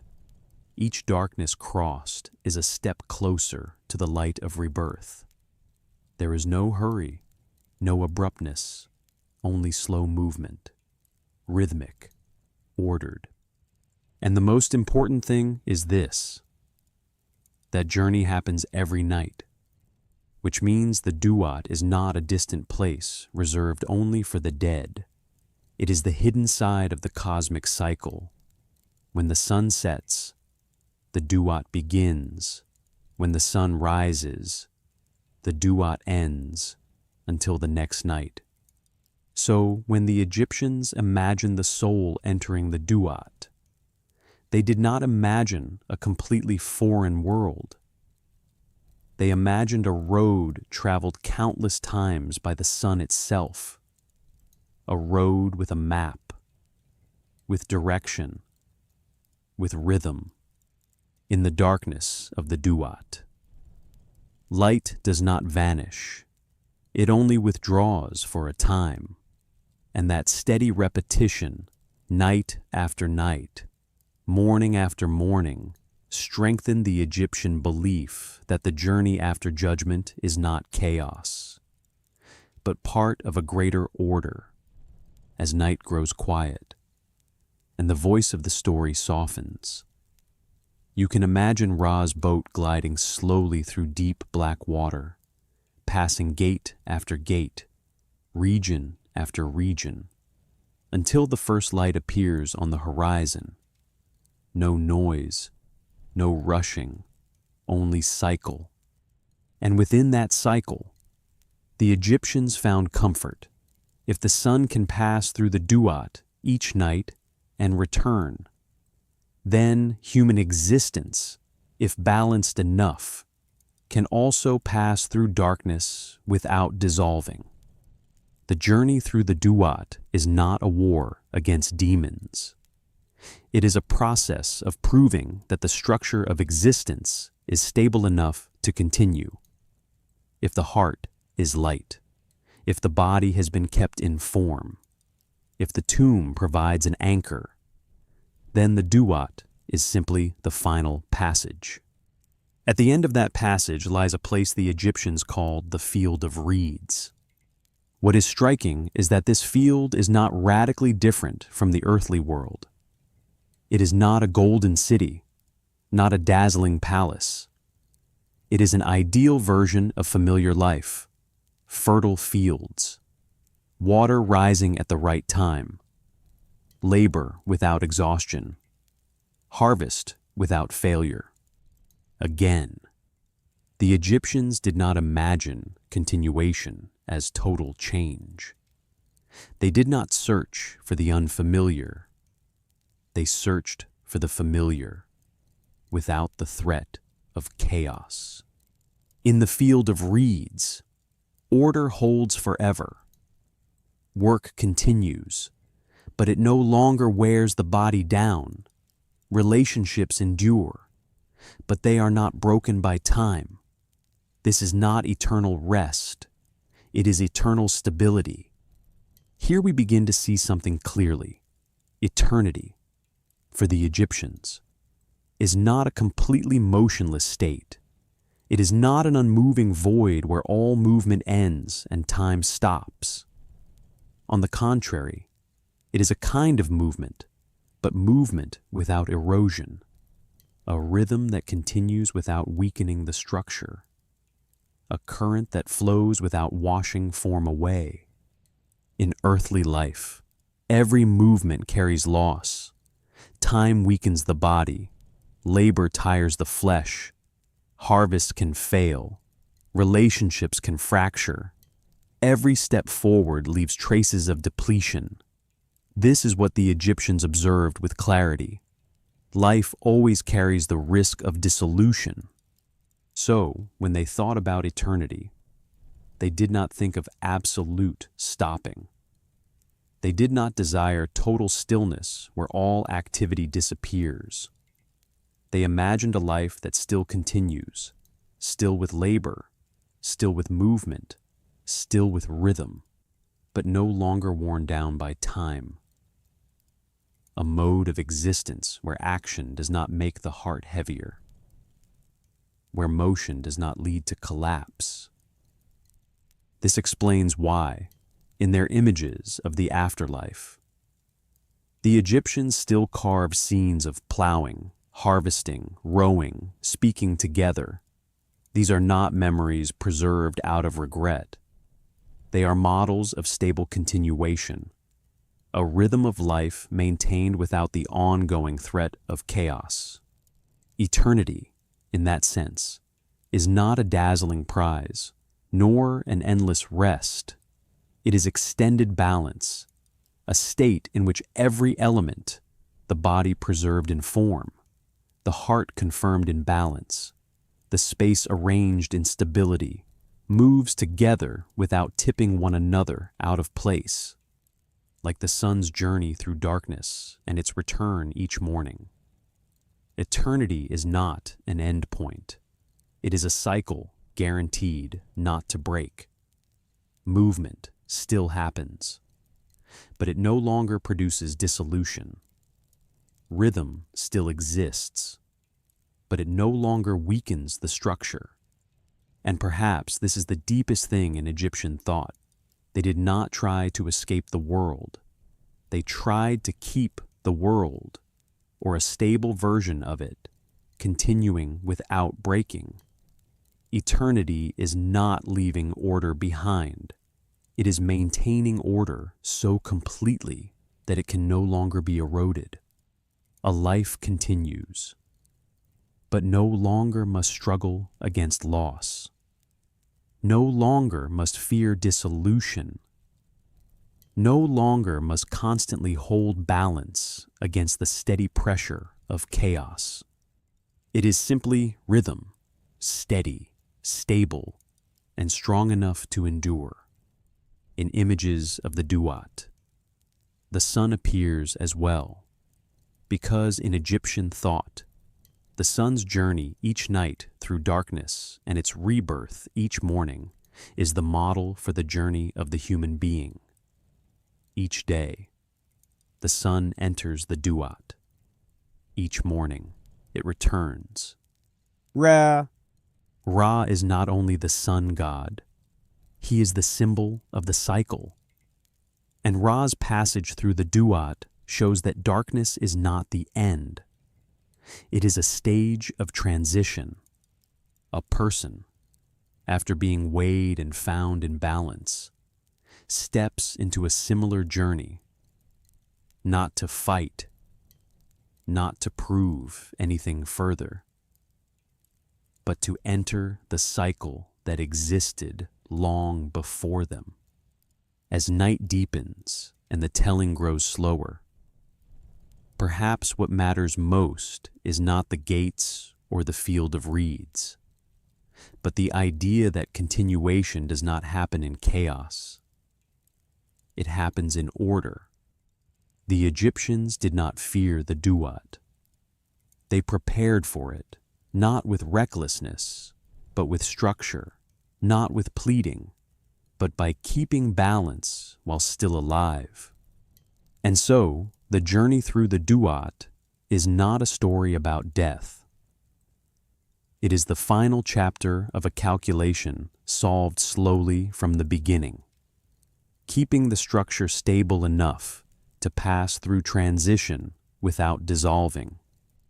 When every part is in its proper place, the body stable, the tomb secure, the heart light enough, then the Duat is only the next step. Not frightening, not loud, only a road leading to the state the Egyptians sought from the very start. An existence that is not worn away.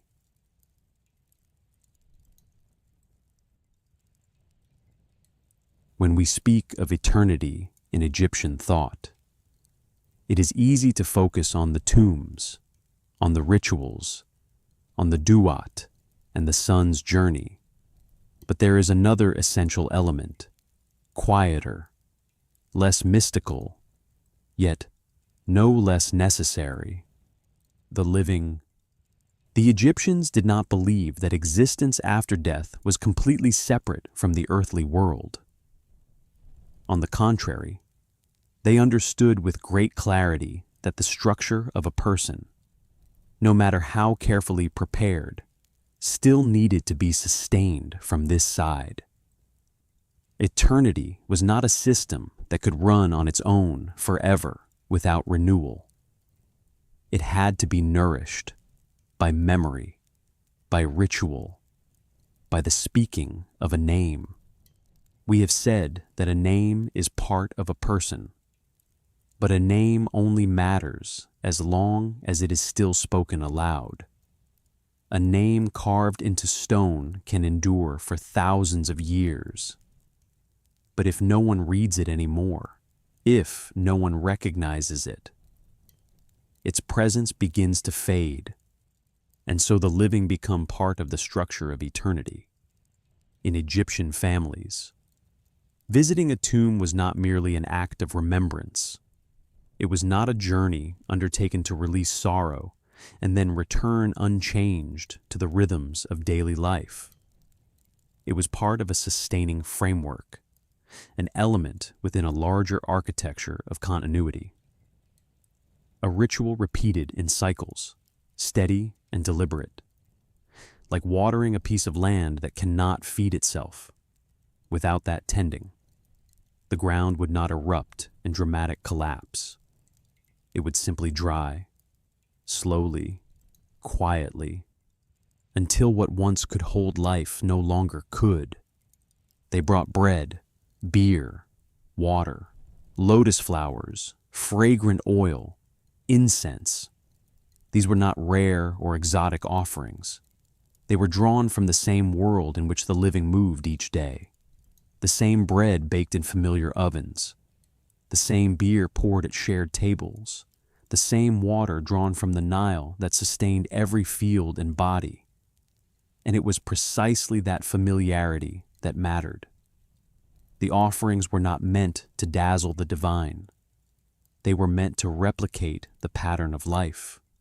Not because they believed the dead consumed these things physically, chewing and swallowing as they once had.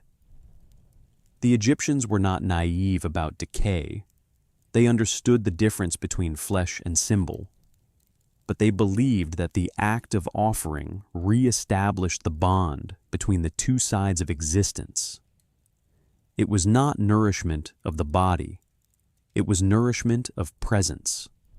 It affirmed that the relationship had not been severed.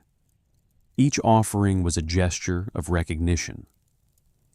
You still have a place, not in the marketplace, not in the fields, not in the household as before, but within the structure that still connected generations. The living did not attempt to pull the dead back into their world. They did not demand signs or manifestations. Instead, they upheld a pattern. They approached the tomb. They spoke the name. They placed the offerings. They withdrew, and in that repetition, something endured. The tomb, in this sense, was not a boundary but a threshold, carefully managed, intentionally stable. The offerings did not cross that threshold in a literal sense. Rather, they reinforced its existence. They kept it from dissolving into silence, without speech, without ritual, without recognition. The space between worlds would widen. Memory would thin. The name would become harder to pronounce. and what fades from language eventually fades from structure. The Egyptians feared not the presence of the dead, but the absence of acknowledgement. They understood that bonds weaken when they are not renewed. So the ritual was not dramatic. It did not rely on emotional intensity. It relied on rhythm. Bread placed, water poured, names spoken, year after year. In that quiet exchange, grief was transformed into maintenance. Loss became structure, and eternity was not sustained by longing, but by repetition. To visit a tomb was therefore not to look backward in despair. It was to participate in an ongoing system, a system in which the living and the dead remained aligned, each holding their position, each sustained not by miracle, but by continuity. And so the offerings were simple, the gestures were steady, the bond was not severed. In Egyptian thought, vital force does not operate forever on its own if it is not replenished. In life, it is nourished by breath, by food, by the steady rhythm of daily routine. After death, those elements no longer happen in a physical way, and so the living recreated them in symbolic form. They offered food not to feed the body, but to feed presence. They poured water not to quench thirst, but to keep the current of connection flowing. Each offering was a confirmation. You still have a place, not a place in the old house, but within a structure of relationships still being held. Funerary texts and carvings on tomb walls show prayers being recited with steady regularity. Offering formulas repeated across generations. And it is that repetition that matters most. It creates rhythm. And in Egyptian thought, rhythm is part of order. If ritual is interrupted for too long, the structure begins to weaken. Not immediately, not with a loud collapse, but through gradual fading. Memory thins.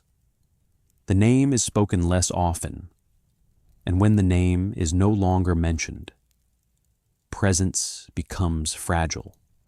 That is why visiting a tomb is not an expression of fear, it is an expression of responsibility. The living understand they hold part of the structure in their hands. They cannot control the Duat.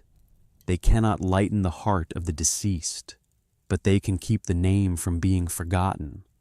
They can maintain the bond. This creates a delicate balance between the two worlds. The dead are not entirely cut off from the living, and the living are not entirely severed from the dead. They exist within a mutually sustaining system. In some cases, letters were even written to the dead, asking for help, requesting advice, or simply giving news.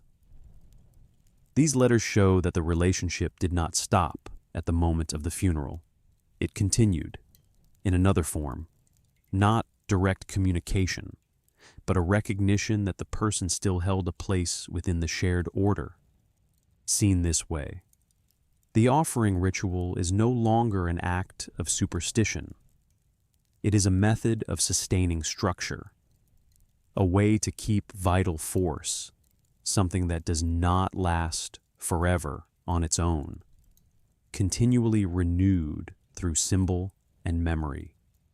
And in the quiet of those tomb visits, we can imagine a family standing before a stone altar, setting down a few loaves of bread, pouring a little water, speaking a name. No drama, no loud tears, only a steady act, repeated across years, an act that keeps existence from dissolving. The small altars before tombs were not there merely for decoration. They were not placed to beautify a stone facade or fill empty space. They were a component of the system, a deliberate point of contact between two worlds, where the living and the dead could meet without violating the order of either side. These altars were often simple, a flat stone surface, a few carvings, sometimes an image of the deceased seated before an offering table, hands reaching toward bread, beer, meat, lotus flowers. That image was not an illustration of an imagined meal. It was a diagram of exchange. The living place, the offerings, the image receives them, and through that act, the bond is sustained. What matters is not the objects, but the repeatable structure. The living arrive, speak the name, offer, depart. The act follows a familiar sequence. There is no calling of spirits, no dramatic possession ritual. The Egyptians did not seek blurred, chaotic moments at the boundary between life and death. They sought stability in communication. The altar thus becomes a neutral surface, belonging neither entirely to the world of the living nor entirely to the world beyond.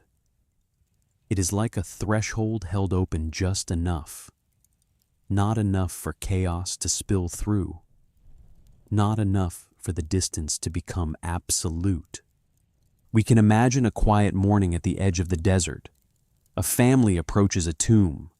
They set down bread, pour water, perhaps light a little incense. They speak the name carved into stone. In that moment, no miracle occurs, no figure appears. But something very specific happens. The name is pronounced. The image is seen again. The relationship is confirmed. And it is that confirmation that prevents the structure from dissolving. Without an altar, without that clear point of meeting, the bond between the two worlds would become vague. And in Egyptian thought, vagueness easily leads to chaos. So they organized even the meeting itself. They placed it within a frame, a ritual, a form that could be repeated. No drama, no chaotic summoning, only organized continuation. The altar is where memory takes shape, where words have an anchor, where vital force is renewed through symbol. The living do not beg. They fulfill their role in the system, and the dead, through image and name, hold their place. That is why the small altar is not a minor detail. It is a joint strong enough that the two worlds do not collide, yet also do not separate completely. And in the steady, regular silence of those rituals, eternity is not distant. It is a structure being maintained day by day. Each time a name is spoken, each offering set down, within an order that is quiet yet enduring. The Egyptians understood that a person's existence does not lie only in their internal structure, body, heart, name, but also in the network of relationships they once belonged to: family, community, colleagues, neighbors. When those ties are completely severed, existence becomes fragile. So they preserved that network through form. In many funerary texts, the deceased are not depicted as distant shadows, standing apart from the living. They are shown seated before an offering table, hands extended to receive bread and beer. They are carved conversing with descendants, listening to prayers, witnessing what happens before their tomb. These images are not merely decorative symbols. They reflect a very practical belief in Egyptian thought. Continuation requires recognition. A person is still there if they are still placed within a structure of relationships, if someone still speaks their name, if someone still brings offerings, if someone still recites prayers in cycle, not because they return as they were in life, but because their position in the system has not been erased. In that worldview, absolute isolation is the greatest danger, not death, but being cut off from every bond. When someone is no longer held within the family network, no longer mentioned in shared stories, no longer recorded in ritual, the structure of their existence begins to weaken. That is why, on stone walls, we see daily life scenes carved alongside the image of the deceased. They are still there, observing, participating, receiving offerings, not as drifting spirits, but as members of a structure that has shifted into another form. And here we begin to see something profound. Eternity is not eternal isolation. It is not a state of being severed from everything, drifting into a completely foreign space. It is the continuation of existence within a system, even if that system has changed its form. The living still belong to the world of light and movement. The dead belong to the Duat and the deeper order of the cosmos. But between these two worlds are carefully organized points of contact: the altar, the rituals, the prayers, the images carved into stone.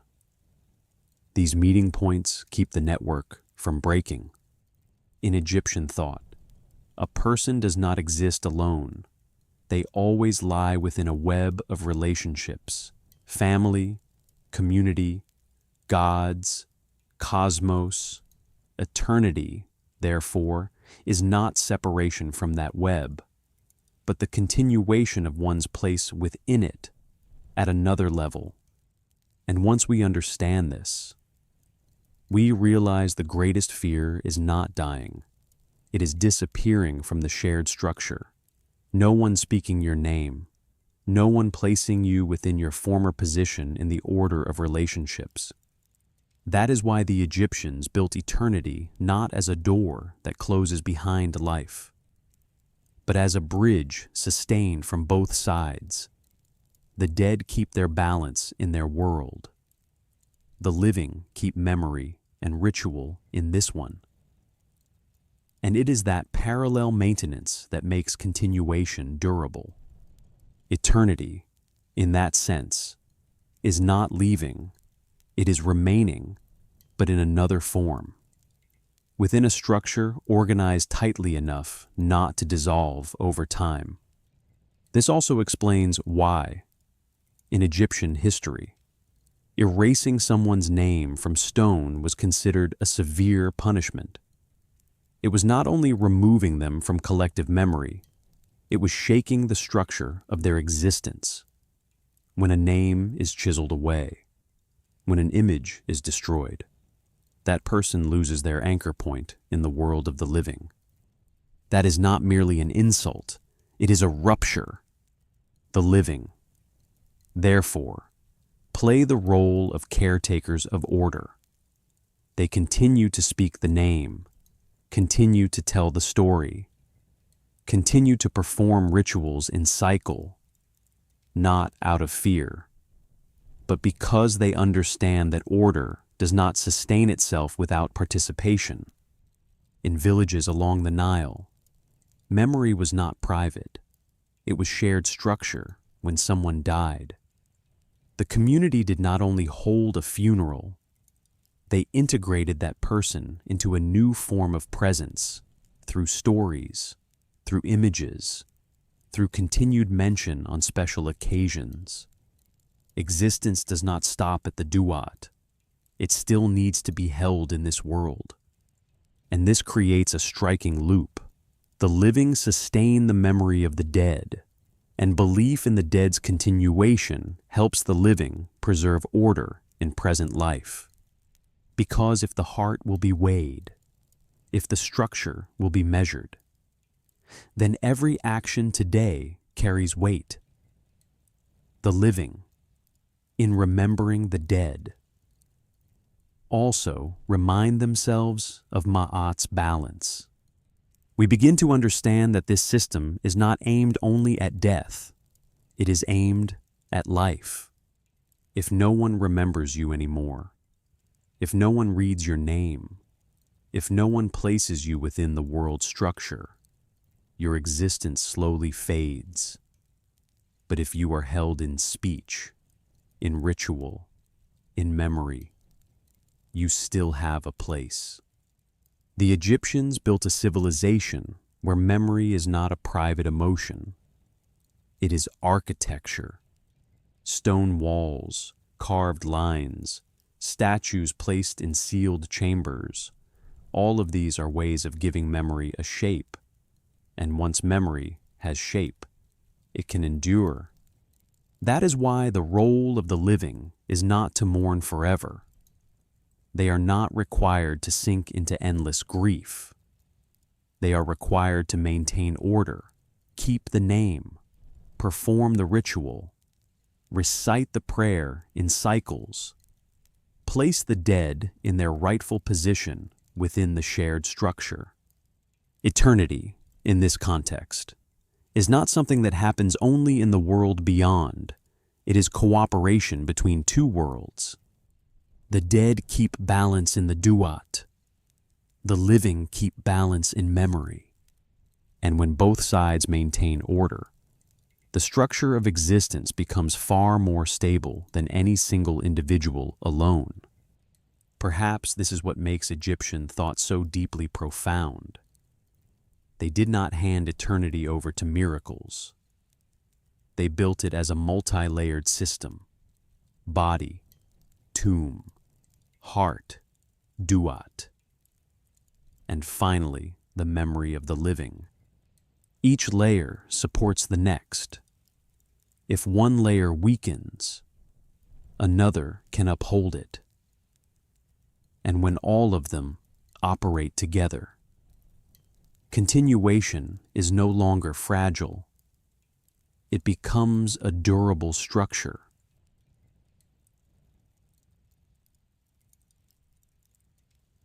When we look back at the entire structure the Egyptians built around death, from the body, the heart, and the Duat, to the role of the living, we begin to notice something striking. These are not scattered beliefs. They form a complete system, and it is precisely that completeness that allowed it to endure for more than 3 millennia. Very few civilizations sustain a spiritual order for so long without collapsing entirely or being uprooted at its core. Most systems of belief, when confronted with immense upheaval, war, invasion, shifts in power, either dissolve or are replaced by an entirely different framework. Yet Egypt accomplished what is rare, not because it sealed itself off from outside influence. In truth, it traded, it was conquered, it absorbed foreign elements, and not because it never changed across dynasties. Rituals shifted, texts were revised, images were reinterpreted, but the core did not break. Their system was flexible enough to adapt, yet stable enough not to dissolve. Surface layers could change: the names of gods, the forms of ritual, the style of texts, but the operating principles remained. Order had to be maintained. Structure had to be kept intact. Existence required an anchor. At the center of that system was always order. Not an order that is rigid, imposed from above, but order understood as the foundation of everything: the sun's cycle, the Nile's flow, the way human beings live with one another. When a civilization places order at the center, it does not merely create laws, it creates a way of seeing the world. In that view, every disruption must be integrated into the system rather than destroying it. When a new god is emphasized, the old order is not erased, it is fitted into the existing structure. When a new dynasty takes the throne, the new king still sees himself as the guardian of Ma'at. No one declares the foundation abolished. They only declare that balance will continue to be upheld. That is why this system does not depend on a single individual. It is not tied to a single era. It is built like a network, multi-layered, supported by many points. If one part weakens, another can uphold it. If a ritual changes in form, the core meaning remains. This creates a special kind of durability, not absolute immobility, but stability in motion, a structure that can adjust without losing its center. And that center, always, is order. Order in the cosmos, order in society, order in personal life, and order in the journey after death. When every layer of life turns around the same principle, the system becomes consistent. And it is that consistency that allowed it to endure for 3,000 years, not as a rigid set of dogmas, but as a structure flexible enough to live with time, without being shattered by time. Ma'at did not govern only personal judgment. She was the operating principle of the entire society. The king had to uphold Ma'at in politics.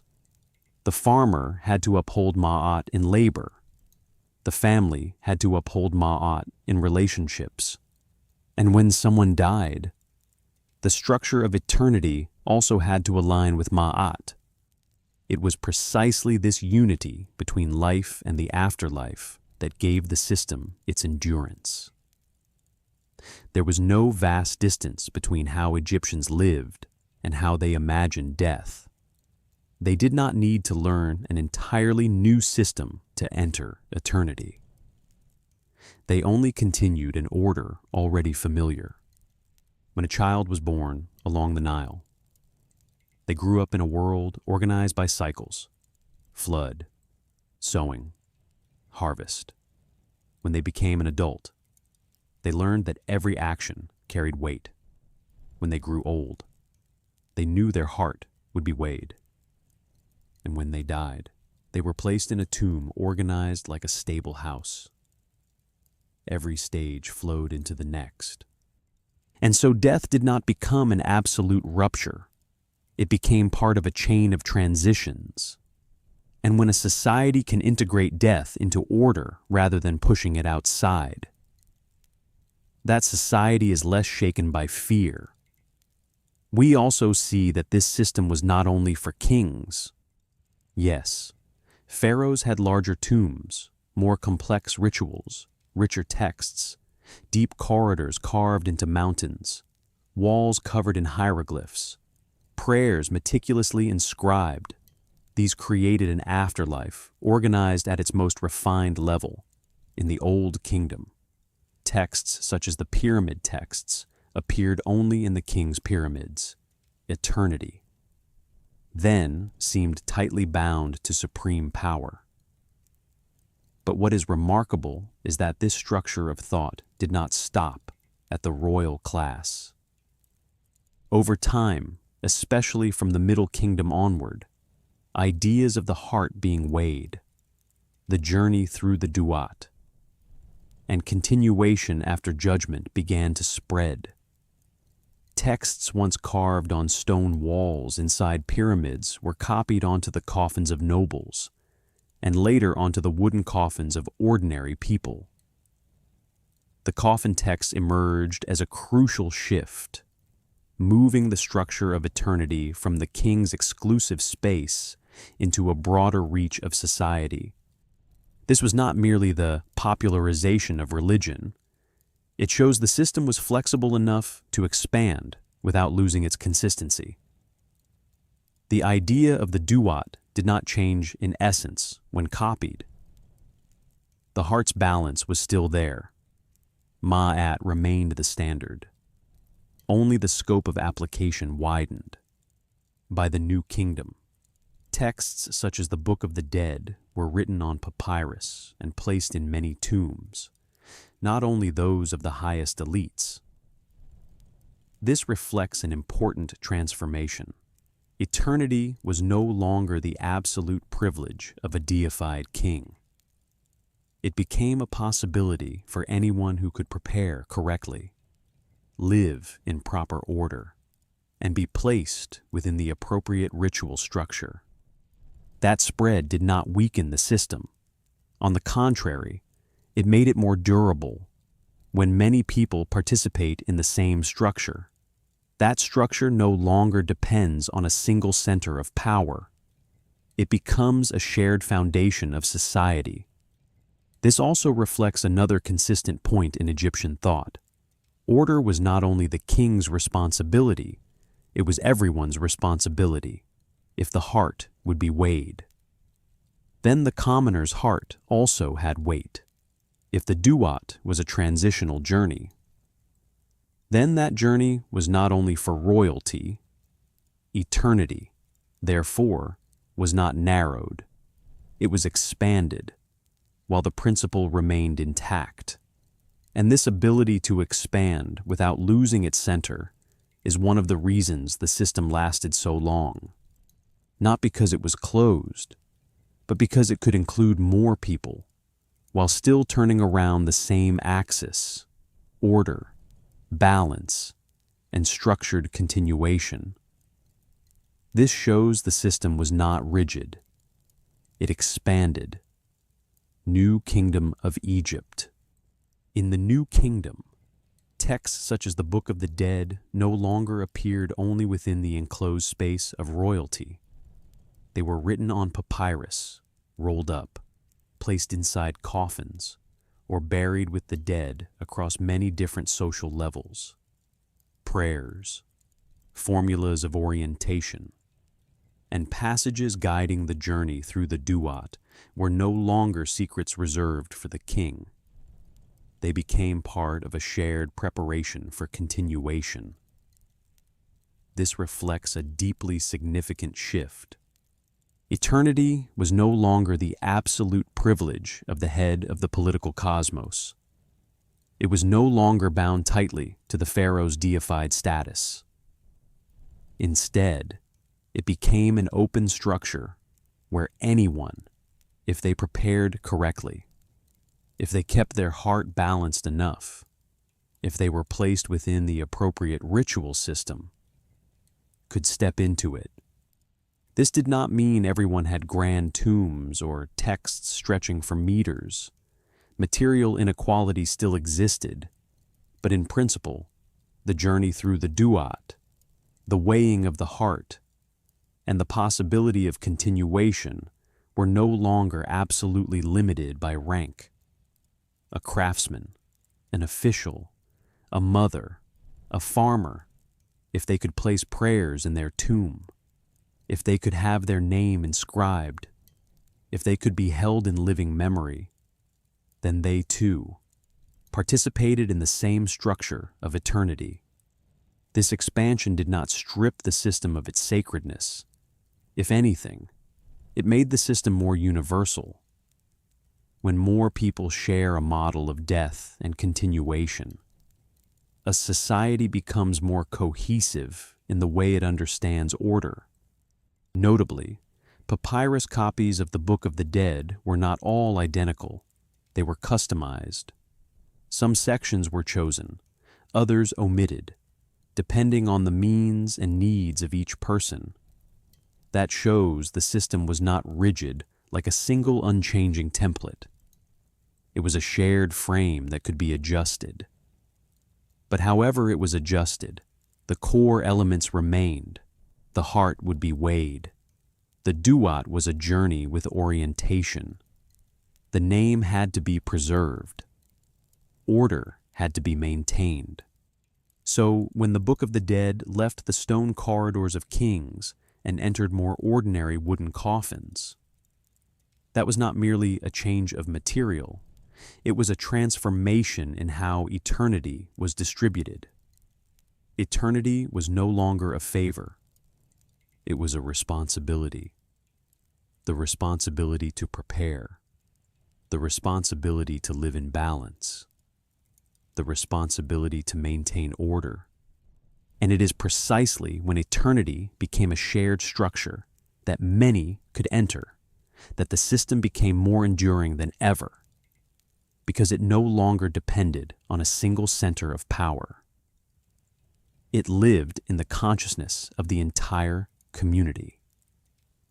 A system shared so widely is difficult to dissolve completely.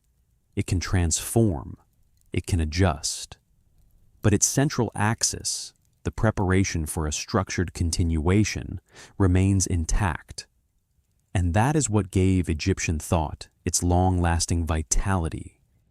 A system like this can endure because it does not rest on a single moment of revelation. It does not depend on one individual. It is built from very practical observations. Bodies decay, memory fades, order must be maintained. Each part is assembled into a coherent whole.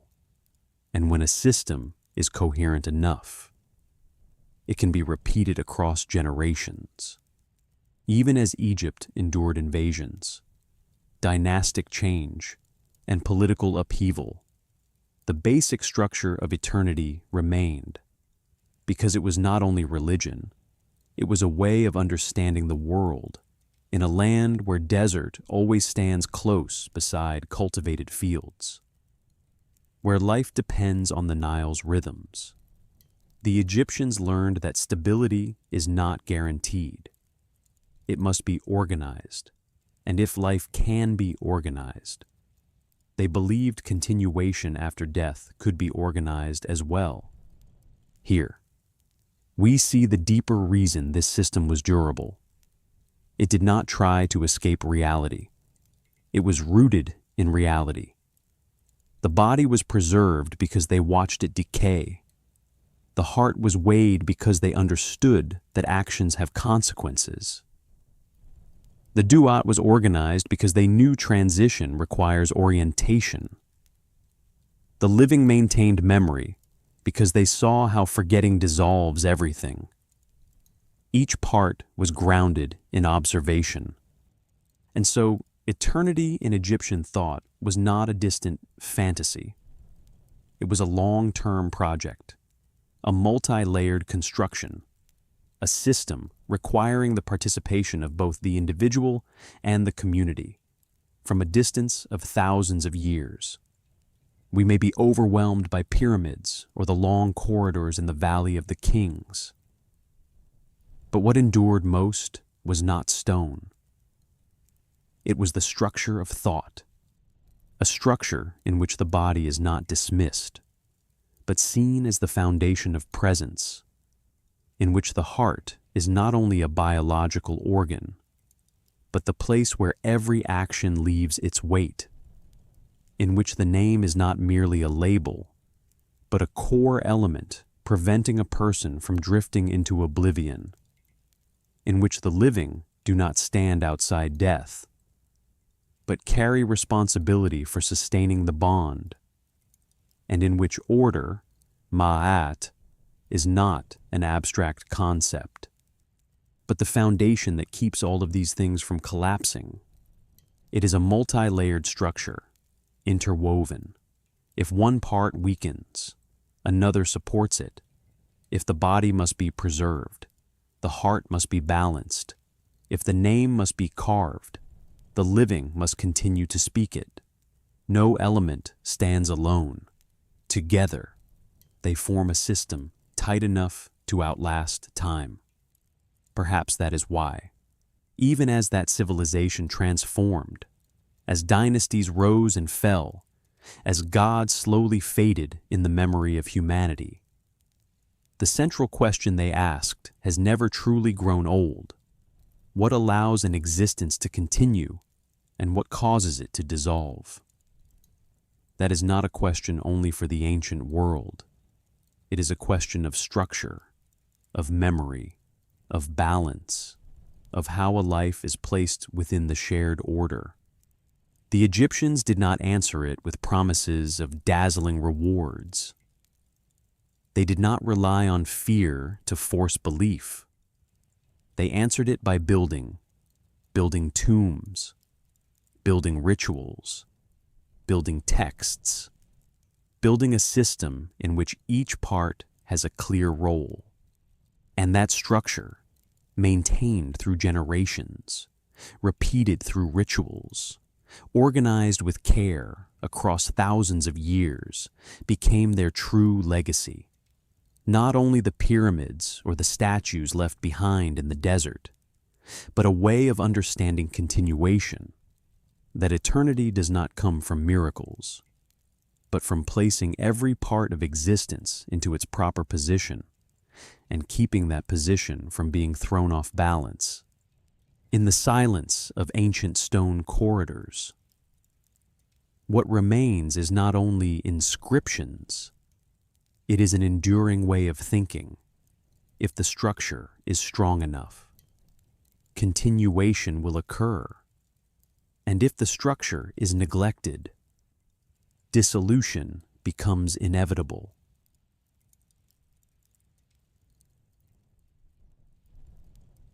As this story slowly approaches its ending, what lingers may not be the names of the gods or the complexity of the rituals, but a very quiet feeling. Ancient Egyptians did not see eternity as a reward for those who begged the most, but as the result of a life lived in a way that did not make the world more chaotic. They did not ask what they would receive after death. They asked whether they were balanced enough to continue existing. If you're listening to these final minutes with sleep already very close, you don't have to hold on to any answers at all. Let them drift away with your breath. And if stories told slowly like this make your night feel quieter, you can press like to support the channel or subscribe to return on another night with other civilizations and even older questions.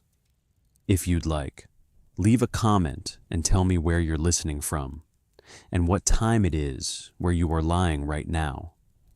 And for now, let the night finish the work it came to do. Wishing you a peaceful sleep.